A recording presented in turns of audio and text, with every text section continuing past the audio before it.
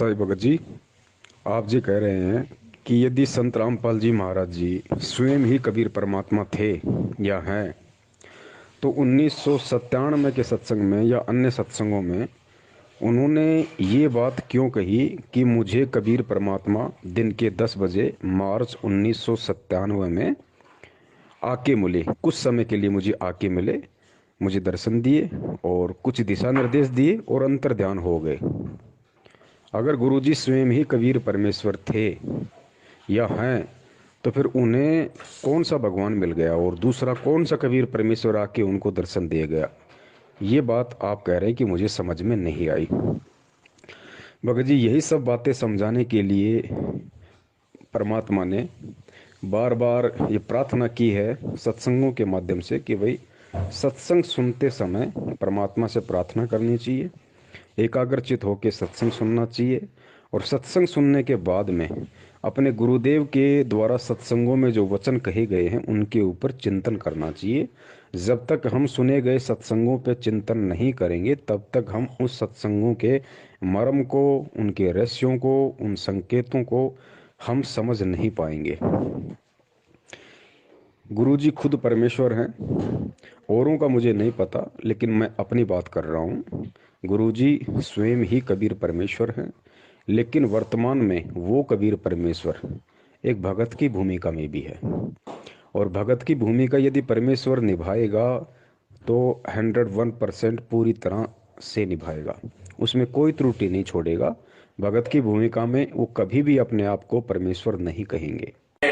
साहिब से सतगुरु भय, सतगुरु से वैसाद, ये तीनों एक हैं, गति कछु अगम अगाध। गरीब साहिब से सतगुरु भय, सतगुरु से वै संत, दर दर वेख विशाल अंग खेले।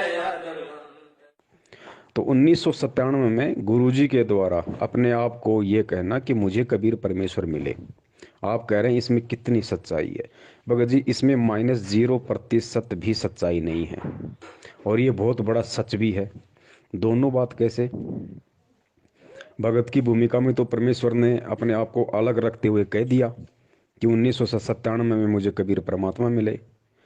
भगत जी, अगर वो परमात्मा अंतर्यामी मालिक अगर ये बात ना कहे कि 1997 में मुझे कबीर परमात्मा आके मिले, दर्शन दिए, दिशा निर्देश दिए और अंतर ध्यान हो गए, तो आप खुद विचार कीजिए भगत जी। सत्सेवकों को छोड़कर, और सत्सेवकों में भी कुछ ही सत्सेवक हैं जो अपनी अंतरात्मा से, अपने हृदय से गुरु जी को कबीर परमात्मा मानते हैं। बाकी ठीक है, साध संगति शुरू हुई है, धीरे धीरे उसका रंग चढ़ेगा। आज अगर धीरे धीरे मानने लगे हैं तो कल को हृदय से स्वीकार भी करेंगे। अगर गुरुजी ये बात 1997 में अपने आप को छुपाते हुए ना कहते कि मुझे कबीर परमात्मा आके मिले, तो भगत जी विचार करो, मैनेजमेंट के पीछे लगी हुई 70% संगत जो आज भी उनका जन्मदिन मना रही है, आप ये तो मानते हो ना कि 1997 में तो भाई कबीर परमात्मा मिले और 1997 में गुरुजी की आत्मा को सतलोक भेज दिया और संत रामपाल जी के शरीर में या उनके शरीर का उपयोग वो कबीर परमेश्वर स्वयं कर रहा है। यानी कहने का मतलब ये कि 1997 से धरती पे कबीर परमात्मा है संत रामपाल जी के रूप में, और संत रामपाल जी की आत्मा 1997 में सतलोक चली गई। ये बात आपके अच्छे से समझ में आ रही है, लेकिन ये बात भगत जी मैनेजमेंट के समझ में क्यों नहीं आ रही? ये बात मैनेजमेंट के पीछे हुए लोगों के समझ में नहीं आ रही। अगर ये बात भी आज उन लोगों को समझ में आ जाती कि भाई चलो ठीक है, संत रामपाल जी का जन्म हुआ है, वो माँ के पेट से आए हैं मैनेजमेंट के अनुसार, उनके पीछे लगे हुए लोगों के अनुसार, लेकिन वो लोग ये तो मानते हैं ना कि 1997 में उनकी आत्मा को सतलोक भेज दिया। अगर वो ना मानेंगे तो सबसे बड़ा सबूत हमारे पास में है, उनको उसके बाद मानना पड़ेगा। संध्या आरती के सबसे लास्ट में आता है, तेरा रामपाल अज्ञान किया सतलोक का वासी। एक और वाणी है परमात्मा की कि सतलोक में चल मेरी सुरता, यहाँ ना लावे देरी, सांच कहूँ ना झूठ रतीवर बात मान ले मेरी। अंतिम चौपाई में कहा गया है कि लोक अनामी जावेगी, वहाँ कोन्या मिले चुबारे, आत्मा और परमात्मा वहां कोन्या रहते न्यारे। और रामपाल प्रीतम प्यारे की आत्मा, ध्यान देना, रामपाल प्रीतम प्यारे की आत्मा वहां पूर्ण आनंद ले रही। कहां पे? अनामी लोक में।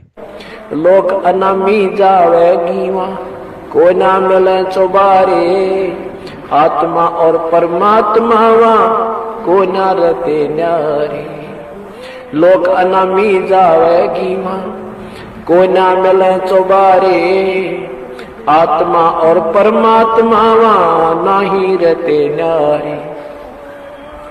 रामपाल प्रीतम प्यारे की आत्मा वहाँ पूर्ण आनंद ले री। सच कहूँ ना झूठ रती भरे, बात मान ले मेरी। तो मानना पड़ेगा इस वाणी के अनुसार, गुरु जी ने अपने मुख कमल से कही है, इस वाणी के अनुसार 100% उस व्यक्ति को मानना पड़ेगा जो संत रामपाल जी का भगत है, कि वास्तव में संत रामपाल जी महाराज जी 1997 में सतलोक गमन कर चुके हैं। फाइनल कि धरती पे संत रामपाल जी नहीं है, संत रामपाल जी के शरीर का उपयोग कबीर परमात्मा कर रहा है, जो अविनाशी है, अजन्मा है, स्वयंभू है, सतगुरु है, सारी सृष्टि का रचनहार है। तो 1997 में से यदि खुद वो कबीर परमात्मा जो माँ के गर्भ से जन्म नहीं लेता, यदि वो धरती पे प्रकट है, तो भाई 8 सितंबर 2019 को फिर किसका जन्मदिन मनाया गया? इस बात का जवाब भगत जी किसी के पास नहीं है, और ये इतिहास बन चुका है।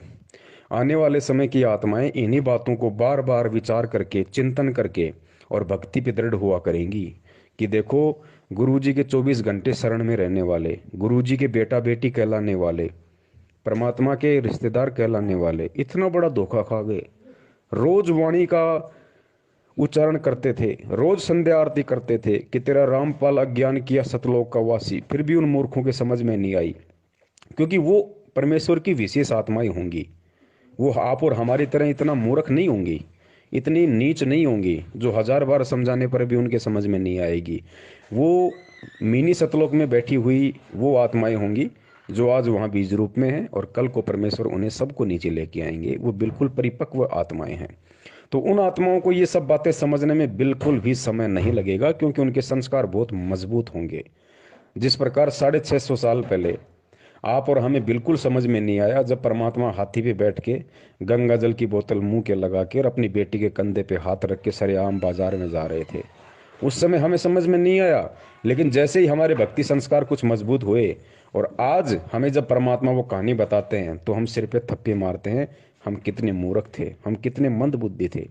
हमने इतना भी विचार नहीं किया कि वो परमात्मा, वो कबीर परमेश्वर जो इतना अच्छा ज्ञान देगा, लोगों की बुराइयां छुड़वाएगा, है, मुख से बेटी बेटी कहेगा, और उसी बेटी को फिर मतलब बुरी नज़र से देखेगा। जो दूसरों की शराब छुड़वा रहा है, क्या वही परमात्मा खुद शराब पिएगा? भगत जी, हमें उस समय समझ में नहीं आ रही थी, लेकिन आज समझ में आ रही है। क्यों? क्योंकि आज हमारे भक्ति संस्कार मजबूत हो चुके हैं। बीच में भी हो सकता है हमें परमात्मा ने अपनी शरण में लिया हो, ज्ञान दिया हो, भक्ति करवाई हो बीच बीच में, तो वो संस्कार हमारे बने, और संस्कार बने तो आज हम 650 साल से ज़्यादा इस भगवान और भक्ति को समझने के लायक हुए। ठीक इसी प्रकार जो गलतियां वर्तमान में मैनेजमेंट कर रहा है, उसके पीछे लगी संगत कर रही है। इन गलतियों का जिक्र आने वाले समय की आत्माएं किया करेंगी, जिस समय आप और हम शायद नहीं होंगे। अगर परमेश्वर ने दया करी, मर्यादा में रहे, तो हम सतलोक में होंगे। तो 1997 में खुद यदि कबीर परमात्मा धरती पे है, तो फिर आज मैनेजमेंट ने किसका जन्मदिन मना दिया? क्या उन्होंने परमात्मा को मानो साबित नहीं कर दिया? क्या उन्होंने ये साबित नहीं कर दिया कि हमें 2 कौड़ी का भी ज्ञान नहीं हुआ? क्या उन्होंने ये साबित नहीं कर दिया कि परमात्मा के परिवार में जन्म लेने से, या परमात्मा के रिश्तेदार बन जाने से, या 24 घंटे परमात्मा के चरणों में रह के बड़े बड़े सेवादार कहलाने से ये ज्ञान समझ में नहीं आता? ये ज्ञान समझ में आता है अपने मजबूत भक्ति संस्कारों से। और यदि मजबूत भक्ति संस्कार ना हो, और यदि साध संगति सच्ची मिल जाए, साध संगति यदि पक्की मिल जाए, तो ये संस्कार मजबूत हो जाते हैं। तो भगत जी, गुरु जी जो अपने लिए कह रहे हैं कि मुझे 1997 में परमात्मा मिले, तो वो झूठ नहीं बोल रहे भगत जी, लेकिन उस बात में सच्चाई भी नहीं है। क्यों नहीं है? क्योंकि वो सोच छल छिद्र की श्रेणी में आता है। वो सोच छल छिद्र की श्रेणी में आता है, झूठ नहीं है। जिस प्रकार धर्मदास जी को परमात्मा 650 साल पहले बार बार कहा करते थे कि धर्मदास मैं तो उस परमात्मा का भेजा हुआ संत हूँ भाई, मैं तो उसका संदेश वाहक हूँ। परमात्मा तो सत्य पुरुष है जो सत्यलोक में रहता है। कबीर नाम भी नहीं बताया धर्मदास को कि परमात्मा का नाम कबीर है। परमात्मा तो सत्य पुरुष है जो सत्यलोक में रहता है। अगर ये कह देते कि परमात्मा का नाम तो कबीर है, तो कबीर रूप में तो परमात्मा खुद आए हुए थे कबीर नाम से, तो धर्मदास वैसे स्वीकार नहीं करता कि मुंह पे बोल रहा है, मेरे सामने खड़ा है, मेरे जैसे आडमास का है, और कहता है परमात्मा की देह नहीं होती, वो तेज पुंज का शरीर है, वो विदेह है, और खुद अपना नाम कबीर, और कह रहा है परमात्मा का नाम कबीर। धर्मदास जिंदगी में स्वीकार नहीं करता। विधेय इसलिए कहा इसको कि जैसे परमात्मा का भी शरीर था और धर्मदास का भी शरीर था, लेकिन परमात्मा विधेयी कहा करते, विलक्षण देही थी उनकी, साकार हैं, थे भी हैं भी, उस समय प्रकट थे, अब भी हैं। और इसी प्रकार इस मंत्र को विधेय मंत्र का, तो उसको समझाने के लिए परमात्मा ने सोच छल छिद्र करना पड़ा कि भाई धर्मदास, मैं तो उसका भेजा हुआ संदेश वाहक हूँ भाई। परमात्मा तो सत्य पुरुष है जो सतलोक में रहता है। तो झूठ थोड़ी बोल रहे थे भगत जी, परमात्मा उस प्यारी आत्मा को समझाने की कोशिश कर रहे थे। एक और उदाहरण आपको देता हूँ। ठीक इसी प्रकार गुरुदेव ने सत्संग में बताया था आदरणीय गरीबदास जी महाराज जी के विषय में, कि जब पंजाब का और राम राय, जिसको झुमकरा भी कहा जाता है, झुमकरा का अंग भी है सतग्रंथ साहिब में, तो पंजाब से चल के और राम राय जी उर्फ झुमकरा गरीबदास जी महाराज जी के दर्शन करने के लिए छुड़ानी आए। वो संत दर्शन को इतने ज़्यादा तड़प रहे थे, घर वालों से आके कहा कि भाई महाराज जी कहाँ हैं, दर्शन करने। घर वालों ने कहा जी कुछ पानी लो, जलपान लो, महाराज अभी आ जाते हैं। बोला नहीं जी, उनके दर्शन किए बिना मैं जलपान नहीं करूँगा। तो घर वालों ने कहा कि भाई महाराज जी खेतों की तरफ गए हुए हैं। बता दिया कि भाई इस तरफ खेत हैं, ऐसे ऐसे हैं, वहाँ महाराज जी मिलेंगे। तो उनको इतनी तड़प थी उनसे मिलने की, वो जो राम राय था वो सीधा खेतों की तरफ अकेला ही चल दिया। परमात्मा जानी जान थे, अंतर्यामी थे। अब उधर से आदरणीय गरीबदास जी महाराज जी चलते हुए आ रहे थे। अब झुमकरान ने तो साधु की जो पहचान थी अपने मन में, वो उस तरह की बैठा रखी थी कि भाई या तो बहुत बड़ी दाढ़ी वाला होगा, या बहुत बड़ी जटा होगी, भगवा वस्त्र होगा, या गले में 15-20 रुद्राक्ष की माला होंगी। उस हिसाब से वो परमात्मा का जो रूप था अपने मन में बसाए हुए था। तो परमेश्वर अंतर्यामी थे, उनको पता था कि ये मुझसे पूछेगा, और पूछते अगर मैंने कह दिया भाई मैं ही गरीबदास हूँ, तो भाई मैं तो बिल्कुल सीधा साधा, जैसे जाट हरियाणा में रहता है उस हिसाब से भाई धोती कुर्ता था बिल्कुल, ना कोई दाढ़ी, ना कोई किसी प्रकार की मूछ, ना कोई और कोई फालतू की कोई माला जनेऊ। तो ये आत्मा तुरंत यहाँ से वापस पंजाब के लिए निकल लेगी, इस आत्मा का मतलब आना व्यर्थ हो जाएगा। तो राम राय चले जा रहे थे, सामने से गरीबदास जी महाराज जी आ रहे थे। तो राम राय ने पूछा भाई इधर गरीबदास जी महाराज जी का खेत कौन सा है, मुझे उनसे मिलना है, और मैंने सुना था कि वो खेतों में है। तो गरीबदास जी महाराज जी ने क्या कहा भगत जी, परमेश्वर ने क्या जवाब दिया, सुनना इस बात को। गरीबदास जी महाराज जी ने कहा कि भाई अब वो घर की तरफ जा रहे हैं। राम राय ने कहा नहीं जी, मैंने सुना है वो खेतों की तरफ हैं, अपने खेत में हैं। तो गरीबदास जी ने कहा कि नहीं भाई, अब वो घर की तरफ जा रहे हैं, आओ मैं तुम्हें मिलाता हूँ, घर की तरफ जा रहे हैं। भगत जी वहाँ कितना बड़ा संकेत दिया था परमात्मा ने, गरीबदास जी ने, कि भाई अब वो घर की तरफ जा रहे हैं। तो कौन जा रहा था घर की तरफ? खुद गरीबदास जी महाराज जी ने अपने विषय में कहा कि भाई मैं ही गरीबदास जी महाराज हूँ और अब मैं घर की तरफ जा रहा हूँ। लेकिन उन्होंने संकेत में कही ये बात कि भाई वो पहले खेतों में थे, अब वो घर की तरफ जा रहे हैं। साधु दर्शन राम का, ईश्वरीय दर्शन होता है। संत इतना उतावला हो कहता है कि मुझे रास्ता बताइए, मैं खेत में मिल लूंगा भगवान से। तो उन्होंने कहा कि नहीं, आप यहीं रुकिए, अगर नहीं मुझे रास्ता बताइए। तो उन्होंने रास्ता बता दिया कि इस प्रकार पश्चिम में, ये दक्षिण की तरफ आप जाइए, रास्ता खेतों में जाने का, और वहां से आप रास्ते में एक रहट मिलेगा, रहट के पास एक झोपड़ी है, उसमें महाराज मिलेंगे। वो चल पड़ा। तो बंदी छोड़ रास्ते में आ रहे थे। गरीबदास महाराज की वेशभूषा के थी कि धोती और कुर्ता, जैसा आम हरियाणे की वेशभूषा है व्यक्ति पहनते हैं, उस पाव में था, आ रहे थे। तो उसने, राम राय ने बंदी छोड़ से पूछा कि भाई मैंने महाराज गरीबदास का स्थान बताइए। बताते ही इधर खेतों में रहते आए हुए। अब सतगुरु महाराज ने सोचा कि जय मैं इसको अभी बता देता हूं कि मैं गरीबदास हूं, तो ये मेरी बात एक नहीं सुनेगा, क्योंकि इसके मन में जो संत वेशभूषा है वो कुछ और है। वो क्या सोच का आया था कि बहुत बड़े संत होंगे, सिर पर दाढ़ी बड़ी हुई होगी, लंबी जटा होगी, हाथ में कोई त्रिशूल होगा, कोई कपड़े होंगे तो गेरुआ होंगे, और नहीं होंगे तो तन पे एक लंगोटी होगी, एक कपड़ा छोटा सा होगा, और शरीर पर राख मसड़ रखी होगी। तो सतगुरु ने सोचा कि कहीं इस बेचारे का आना असफल ना हो जाए। बंदी छोड़ कहने लगे कि महाराज तो भाई आ जाओ, मैं मिलाऊंगा आपको। वो कहता मैंने सुना है खेतों में गए, कोई नहीं अब घर को जा रहे हैं। अब वो वापिस आ जाता है, आ जाओ मैं मिलाता हूँ, आ जाओ। तो राम राय जी उनके साथ साथ हो लिए। राम राय जी समझ नहीं पाए कि ये कहना क्या चाह रहे हैं, कि अब घर की तरफ जा रहे हैं तो कहाँ जा रहे हैं, कौन जा रहा है, कहाँ जा रहा है, कुछ भी उनकी बुद्धि में नहीं आया। और वो उनके पीछे पीछे हो लिए कि चलो भाई ये कह रहे हैं, ये जानते होंगे, वो चले गए होंगे मेरे से पहले, या कहीं और से साइड वाइड से कहीं चले गए होंगे। तो भगत जी ये संकेत हमने समझना है। तो क्या गरीबदास जी महाराज जी वहां पे झूठ बोल रहे थे? उन्होंने झूठ नहीं बोला भगत जी, क्योंकि वो स्वयं परमात्मा थे, और स्वयं उन्होंने कहा कि अब वो घर की तरफ जा रहे हैं। पहले खेतों में थे, अब घर की तरफ जा रहे हैं। अब राम राय नहीं समझ पाया इस बात को, तो भगत जी उसमें परमात्मा का क्या दोष? और परमात्मा ने झूठ भी नहीं कहा। तो भगत जी इसी प्रकार सन 1997 में परमात्मा ने उन आत्माओं के अंदर भक्ति की एक अलग जगाने के लिए, भगवान पे विश्वास बनाए रखने के लिए, कि मालिक को पता था कि सत्सेवकों को छोड़ के, जो मेरे ज्ञान आधारी बच्चे हैं उनको छोड़ के बाकी जो संगत है वो काल प्रेरित होगी, और मैनेजमेंट खुद उनका संचालन करेगा।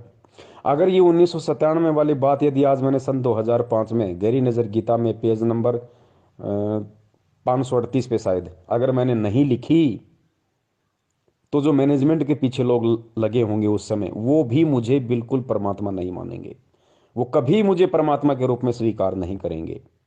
कम से कम वो 1997 वाली उस घटना को पढ़ के थोड़ा बहुत तो यकीन कर लेंगे कि भाई हाँ, संत रामपाल जी तो भगवान नहीं थे, वो तो 1997 में सतलोक चले गए। 1997 के बाद उनके रूप में कबीर परमात्मा है। तो गुरुजी ने सोचा चलो किसी ने किसी बात को आधार बना के तो ये कम से कम मुझे परमात्मा माने, मुझे परमात्मा के रूप में स्वीकार करें, ताकि मैं इन पे दया दृष्टि रखूं, ये भक्ति से जुड़े रहें, और जुड़े रहेंगे इतना मान के भी कि 1997 में संत रामपाल जी चले गए और आज उनके रूप में कबीर भगवान धरती पे है। अगर इतना भी मान लेंगे ये, तो फिर भी और मेरे पीछे लगे रहेंगे, तो धीरे धीरे धीरे धीरे इनके संस्कारों को मजबूत करूंगा। तरीका कोई भी अपनाऊंगा, स्वयं प्रेरणा करूंगा, या सत्सेवकों के माध्यम से, साध संगति के माध्यम से संदेशा पहुंचाऊंगा, कुछ भी करूंगा। ये परमेश्वर के भगत जी सोच छल छिद्र होते हैं। और दास ने पहले ही बताया था, अगर 1951 में यदि संत रामपाल जी महाराज जी परमात्मा नहीं होते, पहली बात तो ये कि परमात्मा कोई आगे जाके परमात्मा नहीं बनता भगत जी। परमात्मा अजन्मा होता है, परमात्मा आदि अंत एक समान होता है। अगर किसी को लगता है कि 1997 में ही संत रामपाल जी के रूप में धरती पे कबीर परमात्मा प्रकट है, तो ये उनकी बहुत बड़ी गलतफहमी है, क्योंकि परमात्मा परमात्मा होता है, और वो परमेश्वर 8 सितंबर 1951 से ही कबीर परमात्मा है। अगर वो 8 सितंबर 1951 से ही कबीर परमात्मा नहीं होते, तो भैया 8 सितंबर 1971 को जय गुरुदेव के पंथ संचालक श्री तुलसीदास जी ने जो भविष्यवाणी की थी, कब की थी? 1971 में, कि आज वो महापुरुष जो विश्व पटल पे भारत के मानचित्र को बदल के रख देगा, जिसका एक झंडा होगी, जिसकी एक भाषा होगी, आज वो महापुरुष पूरे 20 वर्ष का हो चुका है। तो भाई यदि संत रामपाल जी महाराज जी का 1951 में जन्म हुआ था, माँ के पेट से आए थे, आप और हमारे जैसे सामान्य व्यक्ति थे, भगत थे, तो जय गुरुदेव ने किसको महापुरुष कहा? 1971 में ही जय गुरुदेव ने किसको महापुरुष कह दिया कि वो महापुरुष आज पूरे 20 वर्ष का हो चुका है? भगत जी इस बात पे विचार करो। और अगर गुरुजी वो महापुरुष ना होते, तो जय गुरुदेव की भविष्यवाणी का गुरुजी कभी भी समर्थन नहीं करते। गुरुजी केवल सत्य का समर्थन करते हैं, चाहे किसी की भविष्यवाणी क्यों ना हो। दूसरा पॉइंट, गुरुदेव ने कहा कि एक समय में पृथ्वी पे केवल एक ही संत होता है। इसलिए हमने उन नकली सतगुरुओं से बात नहीं बनेगी, एक समय में एक ही सतगुरु होता है। जैसे परमात्मा जब आए थे उन्होंने किसी को भी नाम देने का आदेश नहीं दिया था और स्वयं ही उपदेश दिया करते थे। 64 लाख शिष्य उनके हो गए थे, उन सब के स्वयं ही गुरु थे, स्वयं ही सतगुरु थे। और एक समय में एक ही संत होता पूरी पृथ्वी पे उस परमेश्वर का। वैसे तो ये अन्य उपासना बताने वालों की तो गिनती ही नहीं है। एक समय में पृथ्वी पे केवल एक ही संत होता है, दूसरा संत नहीं होता। तो बता दीजिए, आज संत रामपाल जी महाराज जी एक भगत की भूमिका में अपने दादा गुरुदेव जी के लिए क्या शब्द यूज करते हैं? मेरे पूज्य गुरुदेव। और भक्ति मार्ग में गुरु जी ने बताया कि पूज्य शब्द केवल उसी के लगता है जो परमात्मा होता है, जो स्वयं परमात्मा होता है। लेकिन दादा गुरुदेव स्वामी रामदेवानंद जी महाराज जी कोई परमात्मा नहीं थे, ना ही वो सतगुरु थे। वो सतगुरु भी नहीं थे भगत जी, और ना ही वो परमात्मा थे। वो केवल एक भगत थे, इससे ज्यादा कुछ नहीं थे। अगर वो सतगुरु थे, या फिर जैसे गुरु जी ने भगत की भूमिका में उनके नाम से पहले लगाया मेरे परम पूज्य गुरुदेव, मेरे पूज्य गुरुदेव, मेरे सतगुरुदेव, तो ये जो सतगुरु शब्द है, ये पूज्य शब्द है, ये केवल परमेश्वर के लिए, बंदी छोड़ के लिए, परमात्मा के लिए है, ध्यान रखना। तो भगत जी अगर वो पूज्य होते वास्तव में, अगर वो परमेश्वर होते दादा गुरुदेव, यदि दादा गुरुदेव वास्तव में सतगुरु होते, तो भगत जी 1994 में संत रामपाल जी महाराज जी सतगुरु नहीं बन सकते थे। सांसारिक दृष्टि में नाम दान देने के लायक नहीं बन सकते थे, क्योंकि पृथ्वी पे एक समय में 2 सतगुरु नहीं हो सकते भाई। पृथ्वी में एक समय में एक ही सतगुरु होता है, ध्यान रखना। तीसरा पॉइंट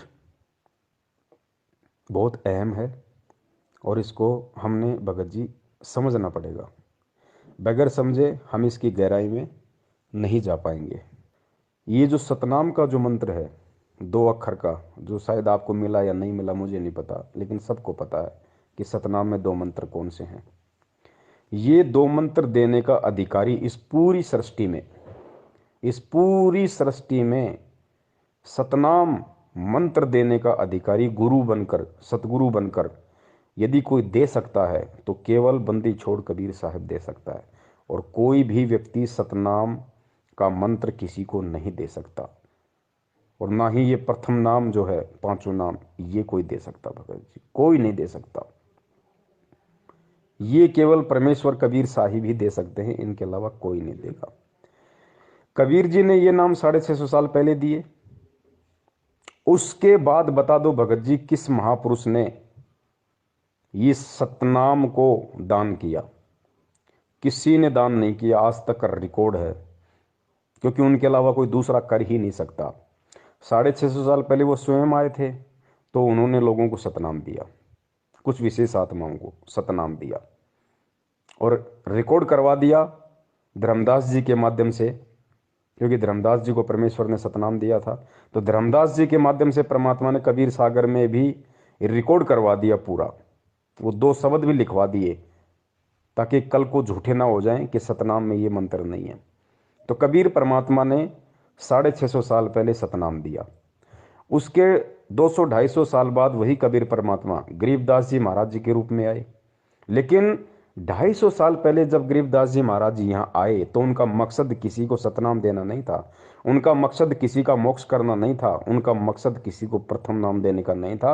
और उन्होंने ना किसी को सतनाम दिया, ना किसी को प्रथम नाम दिया। ये 7 मंत्र जो आज हमें मिले हुए, किसी को नहीं दिया गरीबदास जी महाराज जी ने। जितने भी उनके शिष्य बने, जितने भी उनके भगत बने, सबको उन्होंने भिन्न भिन्न नाम दिए। इस ग्रंथों में लिखा क्या है और हम करवा और कर क्या रहे? हम दोषी हो रहे हैं उस परम पिता परमात्मा कबीर साहब के, और साथ में उस गरीबदास परमेश्वर तुल आत्मा के, जो हमें क्या बताने आए थे और हमने अब क्या शुरू कर दिया। वहां मैं क्या देखा कि श्री ब्रह्मानंद जी ने सामने तो भूरी वालों की और गरीबदास जी की मूर्ति बना रखी है, और कति अपने जहां उनका रहने का स्थान था उसके सामने शिव जी का मंदिर और मूर्ति, शिवलिंग। क्या बात कही। और सुबह उठे, हम रात को वहां रुके थे, मेरे पास फिल्म बनी हुई है। सुबह उठे, उठ करके सबसे पहले शिवलिंग पर जल चढ़ाया, और मेरे साथ जो भक्तात्मा सैकड़ों की संख्या में दर्शनार्थ गए थे वो आश्रमों को देखने के लिए, मुझे कहने लगे, गुरुदेव ये क्या चक्र है, आप तो कह रहे थे ये बड़े महापुरुष हैं और ये पूज रहे शिवलिंग ने, अब क्या जवाब देंगे दास उनको। अब यहां फंस गए हम। कहा मैं कबीरपंथी, कहला मैं गरीबदास पंथी, और पूज्य काल को शिवलिंग जो एक बिल्कुल नासवान भगवान, और कहा परमेश्वर। फिर क्या बनाते हैं, कहते हैं गरीबदास ने लिखा है, दास गरीब दर शिव का दान, भक्ति मुक्ति जन दी निदान। अब ये मुक्ति शिव जी वाली तो हमने ना जाने कितनी बार प्राप्त कर ली है। भगवान शिव ने पार्वती जी को ये प्रथम नाम दिए थे 5, जो हम आपको 7 देते हैं। और भगवान शिव भी इतना ही अमर है, जैसे पार्वती को अमर कर दिया, जब तक शिव की आयु है तब तक पार्वती रहेगी। ये तो हम असंख्यों बार हो चुके इतने अमर। तो गरीबदास जी कहते हैं और डले ढूंढता है, और पूजाएं जो तुम इधर उधर फिरते हो, किसी तीर्थ पे, कोई पितर का, कोई भूतों पे, इससे अच्छा तो शिव जी ने पूज लो। इससे भी थोड़ी बहुत यहाँ की सुविधा, थोड़ी बहुत आयु तुम्हारे को, यानी आयु तो नहीं बढ़ सकती, जब तक श्वास है तब तक आप रहोगे। और छोटी मोटी राहत इन अन्य पूजाओं से ठीक है, लेकिन मुक्त नहीं हो सकते, जन्म मरण नहीं मिटेगा। किसी को हरे राम, किसी को ओम नमो भागवते वासुदेवाय, किसी को ओम नमः शिवाय, क्योंकि उनका मकसद उस समय किसी का मोक्ष करना नहीं था। गरीबदास जी महाराज जी के रूप में कबीर परमात्मा जब आए थे, उनका केवल एक टारगेट था, और परमात्मा जिस विशेष काम के लिए आते केवल उसी को पूरा करके जाते हैं। तो 300 साल पहले गरीबदास जी महाराज जी का इस पृथ्वी लोक पे आना और एक लीला करना, उनका जो मकसद था वो ये था कि कबीर सागर में जो त्रुटियां काल प्रेरणा से लोगों ने कर दी थी, जो गड़बड़ कर दी थी, उसको सुधार करना, और ग्रंथ साहिब के रूप में एक नया ग्रंथ लिपिबद्ध करना आप और हमारे लिए, इस समय के लिए। तो परमात्मा उस समय केवल उसी काम के लिए आए थे, और वो काम उन्होंने पूरा किया और हो गए। लेकिन उन्होंने किसी को सतनाम नहीं दिया, वो 2 मंत्र किसी को दान नहीं दिए उन्होंने, ना अपने बच्चों को दिए ना किसी और को दिए, केवल अपने ग्रंथ साहिब में उन मंत्रों को लिख के चले गए, ताकि आज हमारे को विश्वास हो कि वास्तव में यही सतनाम है जो आज हमें संत रामपाल जी महाराज जी दे रहे हैं। वरना हम यकीन ही नहीं कर पाते कि यही सतनाम होगा, हम 650 साल पहले की तरह भ्रमित हो जाते। कलयुग की बिचली पीढ़ी में 12वां पंथ, ये काल के जो कबीर पंथ में होंगे ना, गरीबदास का होगा। और तब तक मैं जो अब ये वाणी लिखवा रहा हूं ज्ञान, इसमें भी ये अपनी सोच अनुसार परिवर्तन करेंगे, कुछ इसका प्रारूप बिगाड़ेंगे। काल बिगड़ुआ होगा, क्योंकि इसने सुख संवेद का नाश कर दिया था। और फिर गरीबदास नाम से 12वां पंथा होगा, ये मेरे नाम से। उसमें मेरी महिमा की वाणी को मैं यथार्थ रूप में प्रकट करवाऊंगा, और वो वाणी इतनी प्रसिद्ध नहीं होएगी, लोग उसको छेड़छाड़ नहीं करेंगे। और गरीबदास ने आदेश दे दिया था उस लिखने वाले को कि जो मैं बोलूं उतना ही लिखेगा, और इसमें कोई छेड़छाड़ करेगा उसकी दुर्गति हो जाएगी। तो भगत जी गरीबदास जी महाराज जी ने भी किसी को सतनाम नहीं दिया, वो 2 मंत्र नहीं दिए। और आज वर्तमान में संत रामपाल जी महाराज जी और कबीर साहिब जी के बीच में जितने भी महापुरुष हुए हैं जिनका जिक्र गुरु जी करते हैं, चाहे धर्मदास जी हो, चाहे गरीबदास जी हो, चाहे नानक जी हो, मलुकदास जी हो, घीसा दास जी हो, कितने भी महापुरुष हुए हैं भगत जी, उन सबको परमात्मा ने ये सतनाम दिया। लेकिन उनमें से किसी को भी आगे सतनाम को दान करने का आदेश नहीं दिया।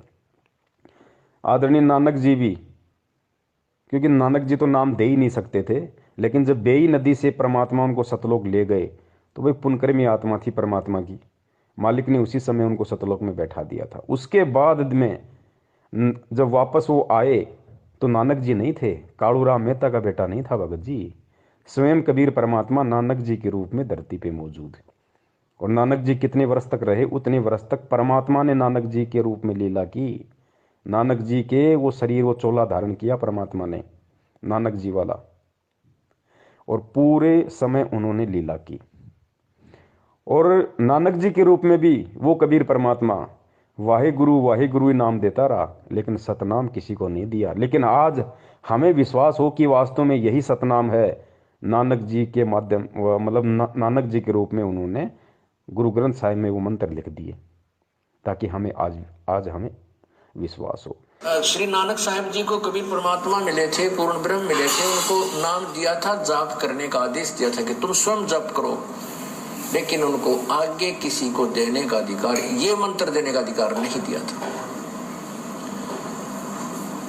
हाँ, क्योंकि जैसे उन्होंने कहा वाहे गुरु जपो, वाहे गुरु हे भगवान हे परमात्मा, इससे क्या रहा कि आत्मा में भगवान की चाह बनी रही। अब बहुत सारे भाई कहते हैं भाई ये कैसे हो सकता, नानक जी के रूप में कबीर परमात्मा, ये तो नहीं हो सकता, हमने गुरु जी के मुख से सुना ही नहीं। अरे गुरु जी नहीं बताएंगे भाई, गुरु जी ने जो बताना था वो सब कुछ खोल के बता दिया। अब गुरु जी के सत्संगों का निष्कर्ष आपने निकालना पड़ेगा। गुरु जी ने कई बार आपने सुना होगा कि नानक जी बाला और मर्दाने को श्रीलंका ले गए घुमाने के लिए अपनी सिद्धि शक्ति से।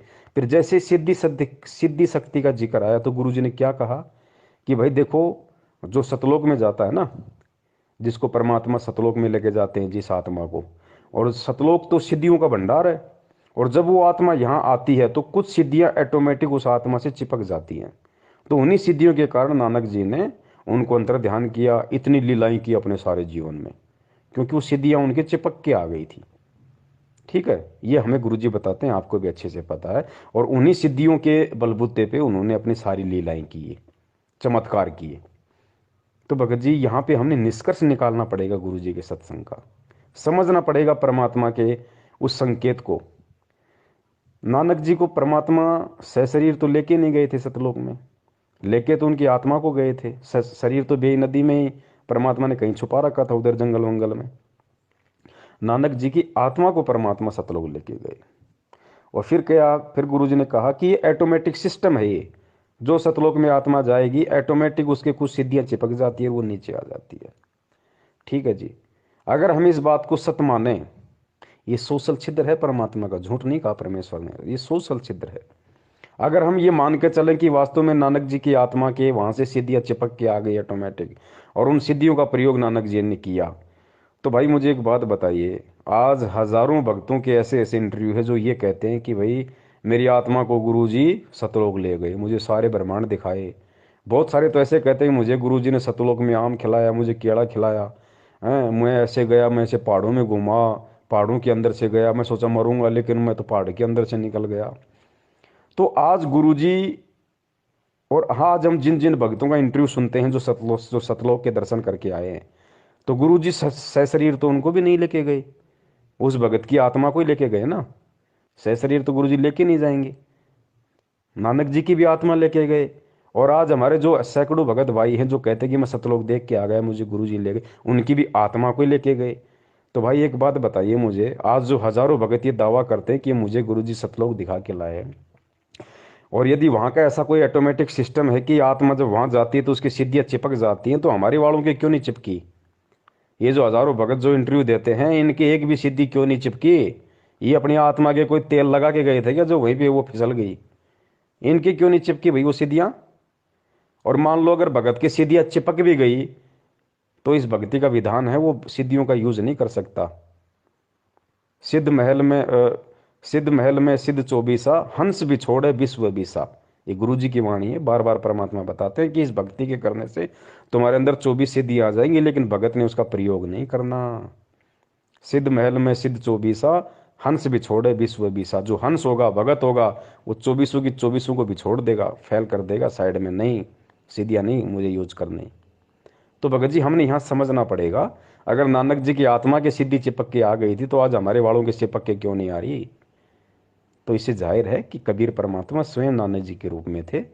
और आत्मा अगर इतने चमत्कार करेगी तो परमात्मा आज हमारे को ये नियम नहीं बता सकते कि बच्चों तुमने सिद्धि का प्रयोग नहीं करना, वरना उंगली उठ जाएगी भक्ति में कि फिर नानक जी ने क्यों किए। नानक जी भी तो भगत थे, कोई भगवान थोड़ी थे। फिर नानक जी भी तो यही भक्ति कर रहे थे, यही मंत्र जाप कर रहे थे, यही भगवान मिला था, फिर नानक जी ने सिद्धियों का प्रयोग क्यों किया? भगत जी आज बहुत बड़ा सवाल खड़ा हो जाता भगत समाज के सामने, गुरु जी दोगले साबित हो जाते। लेकिन भाई वो स्वयं कबीर परमात्मा नानक जी के रूप में सारा खेल खेल रहे थे। इस बात को जगत थोड़ी समझेगा, इस बात को हम भक्तों ने समझना पड़ेगा, क्योंकि आज परमात्मा हमें यही सब कुछ समझाने के लिए आए। तो भगत जी इसलिए दास निवेदन करता है। जिस प्रकार अब बताओ उस समय 500 साल पहले जब परमात्मा के समकालीन थे नानक जी, उस समय किसने यकीन किया कि नानक जी बताओ स्वयं वो परमात्मा है? किसी ने यकीन नहीं किया भगत जी, क्योंकि वो उसी तरीके से अपना खेल खेल रहे थे, उसी तरीके से अपनी लीला कर रहे थे परमात्मा।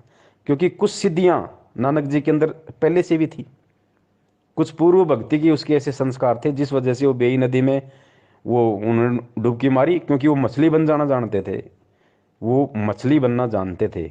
इसलिए उन्होंने कहा था कबीर जी को कि मैं तब विश्वास करूंगा जब मैं डुबकी लगाऊंगा और आप मेरे को पकड़ के दिखा देना। तो नानक जी में परमात्मा के मिलने से पहले भी सिद्धियां थी, लेकिन परमात्मा से मिलने के बाद, परमात्मा से दीक्षा लेने के बाद, चाहे सिद्धियां हो या ना हो, भगत सिद्धियों का प्रयोग नहीं कर सकता। तो नानक जी को परमेश्वर ने सतलोक भेज दिया था, उसके बाद खुद उनके शरीर में थे भगत जी। अब ये समय भगत जी, अब आप सोचिए बड़े भाई, जब स्वयं कबीर परमात्मा ने 650 साल पहले मंत्र दिए और आज खुद वो परमात्मा मंत्र दे रहा है सतनाम का, तो भगत जी परमात्मा ने जब आज से पहले, और ये चारों युगों का इतिहास उठा के देख लो भगत जी, परमात्मा ने स्वयं ही, चाहे वो किसी संत के रूप में आए हो या चाहे स्वयं आए हो भगत जी, परमात्मा ने स्वयं ही ये मंत्र लोगों को दान किए हैं। दूसरा कोई मंत्र दान नहीं कर सकता, कोई नहीं कर सकता। जैसे परमात्मा जब आए थे उन्होंने किसी को भी नाम देने का आदेश नहीं दिया था और स्वयं ही उपदेश दिया करते थे। 64 लाख से सुन के हो गए थे, उन सब के स्वयं ही गुरु थे, स्वयं ही सतगुरु थे। और एक समय में एक ही संत होता पूरी पृथ्वी पे उस परमेश्वर का। वैसे तो ये अन्य उपासना बताने वालों की तो गिनती ही नहीं है। अब कोई कहेगा भाई मीराबाई को कैसे रविदास जी से मंत्र दान करवा दिए, तो इस बात को भी हमने गुरु जी के ज्ञान को आधार बना के समझना पड़ेगा। मीराबाई को रविदास जी ने नाम दीक्षा नहीं दी थी। आपने गुरु जी के मुख से भी सुना होगा कि भाई मीराबाई से नाम लिया, कबीर जी ने कहा कि जा भाई रविदास जी से नाम ले ले, तो मीराबाई जाके रविदास जी से नाम ले आई। लेकिन यहाँ गुरु जी जो बात हमें समझाना चाह रहे हैं पुण्यात्माओं, परमात्मा एक सांसारिक दृष्टि से सत्संग करेंगे, वरना दुनिया विरोध खड़ा कर देगी। क्योंकि रविदास जी की हिस्ट्री में लिख दिया गया कि मीरा को नाम रविदास जी ने दिया, और हकीकत भी है, क्योंकि मीरा ने रविदास जी से नाम लिया था। लेकिन जिस समय मीरा ने रविदास से नाम लिया था उस समय रविदास के रूप में कौन बैठा था? वो कबीर परमात्मा बैठा था, क्योंकि मीरा को सतनाम मिला था भाई। मीरा को प्रथम नाम ओरिजिनल मिला था जो आप और हमारे को मिला है। भले ही आगे पीछे के 2 मंत्र ना मिले हों प्रथम नाम के, लेकिन बीच के 5 नाम और सतनाम मीरा को मिले थे। तो ये कौन दे सकता है ये नाम? ये रविदास नहीं दे सकता था, वो भगत था। कबीर परमात्मा ने वो नाम दिए भाई, कबीर परमात्मा ने। रविदास जी को तो मालूम भी नहीं मैंने कब मीरा को नाम दे दिया, कब क्या लीला हो गई। ठीक इसी प्रकार जिस प्रकार पांडवों का यज्ञ सफल करने के लिए परमात्मा ने अपने भगत सुपथ सुदर्शन में प्रेरणा करके और 15 दिन के टूर पे भेज दिया, और स्वयं झोपड़ी में सुपथ सुदर्शन जी का रूप बना के परमात्मा बैठ गया और जाके पांडवों की यज्ञ सफल कर दी। और सुपथ सुदर्शन को आजीवन नहीं पता चला कि मेरे रूप में परमात्मा पांडवों का यज्ञ सफल करके आ गए। अब दुनिया क्या समझ रही है कि सुपथ सुदर्शन ने, उस वाल्मीकि ने, उस भगत ने पांडवों का यज्ञ सफल किया, पांडवों का यज्ञ बजाया। लेकिन सत्संग क्या कह रहे हैं, तत्व ज्ञान क्या कह रहा है, ज्ञान आधार क्या कह रहा है कि सुपथ सुदर्शन नाम के उस भगत ने नहीं, उसके रूप में स्वयं कबीर परमात्मा ने पांडवों का यज्ञ बजाया। तो ठीक इसी प्रकार मीरा को नाम दीक्षा स्वयं कबीर परमात्मा ने रविदास जी का रूप बना के दी थी। वो जो जितनी भी लीलाएं की परमेश्वर ने, गटोती में गंगा भी जो निकली थी कि ये ले जा भाई, ये गंगा माई में डाल देना मेरे नाम का, वो भी उस समय कबीर परमात्मा ही ने ही रविदास जी का रूप बना के उस पंडित को दिया था। वो 700 ब्राह्मणों का जो जनेऊ परमात्मा ने रविदास जी के रूप में तोड़ा, वो रविदास ने नहीं तोड़ा, स्वयं कबीर परमेश्वर ने। उनको तो पता भी नहीं परमात्मा कब क्या खेल खेल रहा है, वो तो अपना नॉर्मल सा जीवन जी रहा था। तो भगत जी हमने इन बातों को समझना पड़ेगा। जब उन रूपों में भी कबीर परमात्मा ने ही नाम दिया, तो भगत जी सन 1994 से ये सतनाम और प्रथम नाम का दान इस धरती पे कौन कर रहा है? 1994 से कौन कर रहा है? अगर आपको लगता है कि 1997 में संत रामपाल जी सतलोक चले गए और 1997 से कबीर परमात्मा धरती पे है, तो फिर 1994 में भगत जी सतनाम किसने दिया लोगों को? प्रथम नाम किसने दिया लोगों को, जो नाम कबीर जी के अलावा कोई दे ही नहीं सकता? जैसे परमात्मा जब आए थे उन्होंने किसी को भी नाम देने का आदेश नहीं दिया था और स्वयं ही उपदेश दिया करते थे। 64 लाख शिष्य उनके हो गए थे, उन सब के स्वयं ही गुरु थे, स्वयं ही सतगुरु थे। भगत जी इन सब बातें ये सांकेतिक हैं। भगत जी अगर सभी व्यक्ति, सभी आत्माएं गुरु से नाम लेके सभी भगत अगर इस गहरे संकेत को यदि समझ जाएं, यही तत्व ज्ञान है। गुरु जी ने क्या बताया बच्चों? तत्व ज्ञान क्या होता है? जिसका कोई निष्कर्ष निकले।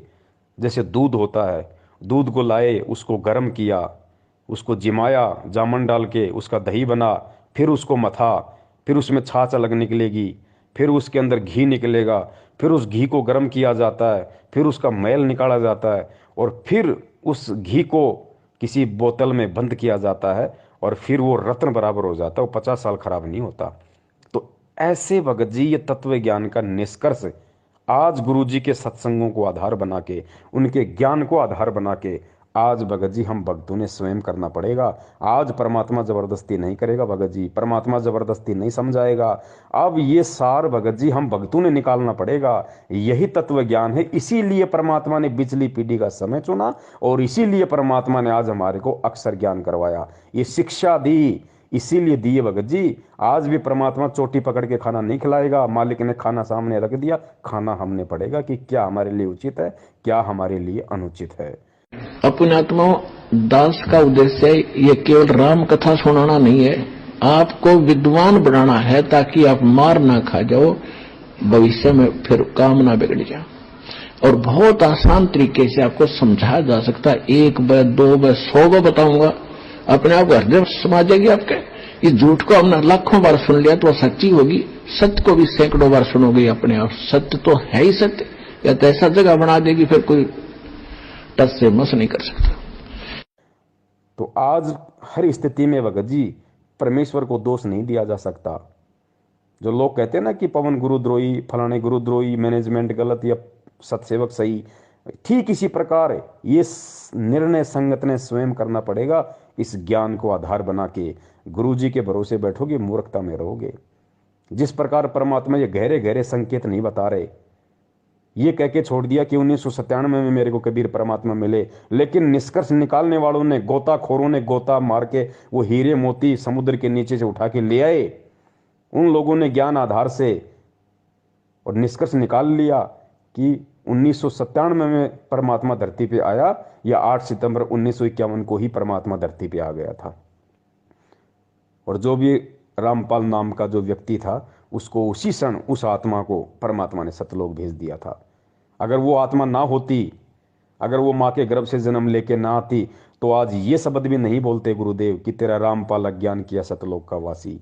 वो विशेष आत्मा जो भी थी परमात्मा की, उसी क्षण इंद्रो माई के गर्भ से जन्म लेते ही परमेश्वर ने उसको सतलोक भेज दिया। मालिक ने, मालिक का तो सेकंडों का काम है, चुटकियों का काम है परमेश्वर का। तो अब बहुत सारे लोग कहेंगे भैया अगर वो आत्मा उसी समय सतलोक चली गई थी तो फिर इंद्रो माई ने फिर संत रामपाल जी का विवाह किया अनारो माई के साथ, और आत्मा तो उसी समय सतलोक चली गई। उसके बाद से उस शरीर में स्वयं कबीर परमात्मा, तो फिर अनारो माई को बच्चे पैदा किसने किए? अनारो माई को बच्चे कैसे हुए? कबीर परमात्मा तो संभोग करते ही नहीं। भगत जी यही भी हमने तत्व ज्ञान से ही हमने इसका निष्कर्ष निकालना पड़ेगा। भगत जी परमात्मा को हमने पहचानना पड़ेगा, परमात्मा की लीलाओं से आज हमने परिचित होना पड़ेगा। परमात्मा क्या नहीं कर सकता। परमात्मा भगत जी बिना आत्मा के शरीर को ऐसे चला दे जैसे आप और हम चल रहे हैं, बिना आत्मा के शरीर को।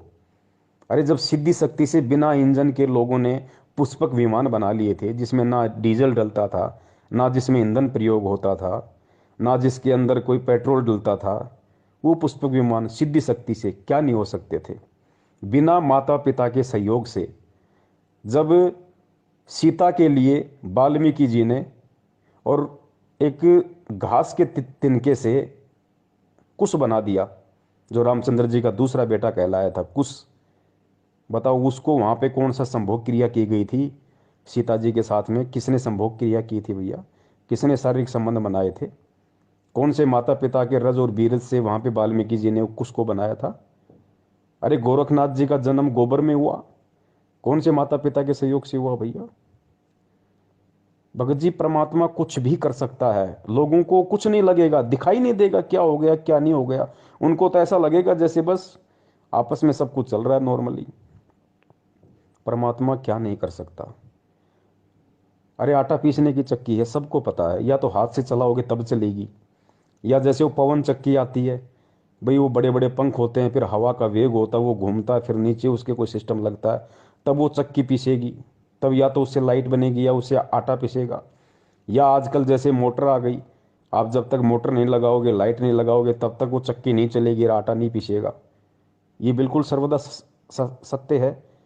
लेकिन अब्राहिम सुल्तान ने जब 300 साधुओं को जेल में डाल दिया, और उस समय परमात्मा भी जेल में चले गए, और परमात्मा ने अपनी शक्ति से बस छड़ी को यूं घुमाया था, बस दूर खड़ा होके 300 चक्कियां अपने आप चलने लग गई। और वो सैनिक उसके अंदर गेहूं डाल रहे हैं, कणक डाल रहे हैं, आटा पिस रहा है। बताइए भाई साहब, कौन सी मोटर लग गई थी? कौन अपने हाथ से चक्की घुमा रहा था? कौन सा वहां पे टरबाइन लगा हुआ था जो पवन चक्कियां चल रही थी? उधर से परमात्मा वहां पहुंच गए जेल में, जहां उसके बच्चे 360 चक्की पीस रहे थे। अब वहां जाकर के उन पहरेदारों से कहा, पुलिस वालों से, कि भाई मेरी भी सजा कर दी तुम्हारे राजा ने। वो बोले तो अच्छा भला आदमी, आप पे आ गया? कहाँ पे आ गया? मैं तो भाई राजा तो डर लग गया। बोला ठीक है बैठ अंदर। वो बैठा दिया और कहा ये चक्की पकड़। तो परमात्मा खड़े हो गए, कहने लगे भाई देखो, एक काम करेंगे हम, चाहे तो चक्की चलवा लो और चाहे इसमें तुम कणक डालो, एक काम तुम करोगे काम करेंगे। और सबको कह दिया बंद कर दो भाई। अब सैनिकों ने सोची अच्छा क्रांतिकारी है, इसने सटराई करवा दी। कहने लगे बात उन्हें सोची, पुलिस वाला ने सोची कि लाइन नसीब दे कराएंगे आज, पहले 2 घंटे 4 घंटे चक्की चलवाते थे, सारा दिन चलवाएंगे। कहा कि हम कनक डालेंगे और तुम चक्की चलाओ।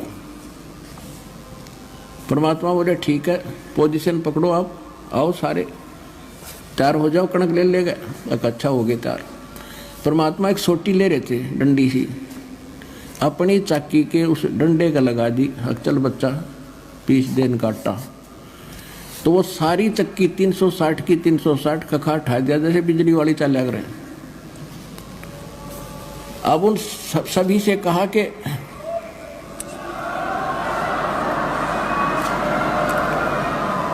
भगत जी ये परमेश्वर है, ये कुछ भी कर सकता है, असंभव शब्द इसकी डिक्शनरी में नहीं है। लोगों को तो ये लगा कि भाई रामपाल जी हैं ये, और अनारो माई के साथ इनके संपर्क, और माई भी बिल्कुल, माई को महसूस ही नहीं, माई सोच ही नहीं सकती, आज भी नहीं सोच सकती माई। और बिल्कुल माई ने जो महसूस किया होगा कि हाँ मेरे पति ने मेरे साथ ऐसे ऐसे शारीरिक संबंध बनाए, बिल्कुल जैसे आप और हम बनाते आए, ऐसा ही हुआ माई के साथ। लेकिन वो कबीर परमात्मा थोड़ी थे भाई। कबीर परमात्मा तो ऐसे ऐसे 1000 रामपाल रूप बना दे, लाखों रामपाल जी के रूप बना दे, ऐसे ऐसे माई को पता नहीं चले। एक माई के साथ है सदा से, एक अपना सारा खेल खेल रहा है, लोगों को केवल एक ही दिखाई देता है। जिस प्रकार सिकंदर लोदी के दरबार में जब परमात्मा को खूनी हाथी के सामने डाला गया तो परमात्मा ने सिंह रूप धारण कर लिया, तो पुण्यात्मा उस समय पूरी दुनिया को तो वो कबीर दिखाई दे रहा है, और सिकंदर लोदी को वो सिंह रूप दिखाई दे रहा है। वो सॉरी, उसको हाथी को और पीलवान को, हाथी को और पीलवान को तो परमात्मा सिंह रूप में दिखाई दे रहे हैं, शेर रूप में दिखाई दे रहे हैं। और पूरी दुनिया को और सिकंदर लोदी को परमात्मा कौन से रूप में दिखाई दे रहे हैं? कबीर रूप में। तो यही अनारो माई के साथ हुआ। एक रामपाल रूप तो बिल्कुल जैसे अनारो माई के साथ में, तो जरूरी थोड़ी है कि कबीर परमात्मा की कोई आत्मा थी उस शरीर में जो अनारो माई के साथ में रहे। पुण्यात्माओं, इन चीजों को हमने समझना पड़ेगा। परमात्मा एक ही समय में लाखों लीलाएं कर सकता है, लाखों खेल खेल सकता है। परमात्मा एक ही समय में आपके बाप की भूमिका भी कर देगा, आपकी बहन की भूमिका भी कर देगा, आपके बेटे की भूमिका भी कर देगा, और स्वयं आपकी भूमिका भी कर देगा। अब बताओ कौन पहचान ले उस परमात्मा को? सिकंदर लोदी को परमात्मा ने विराट रूप दिखाया दिल्ली के दरबार में, ऊपर तक देखा परमात्मा को और छोड़ नहीं, पैरों में गिर गया, गिड़गिड़ाने लगा, और दुनिया को वही 5-6 फुट का वो कबीर दिखाई दे रहा है। तो पुण्यात्मा, ये कबीर परमेश्वर है धरती पे, और ये भक्ति विश्वास की है।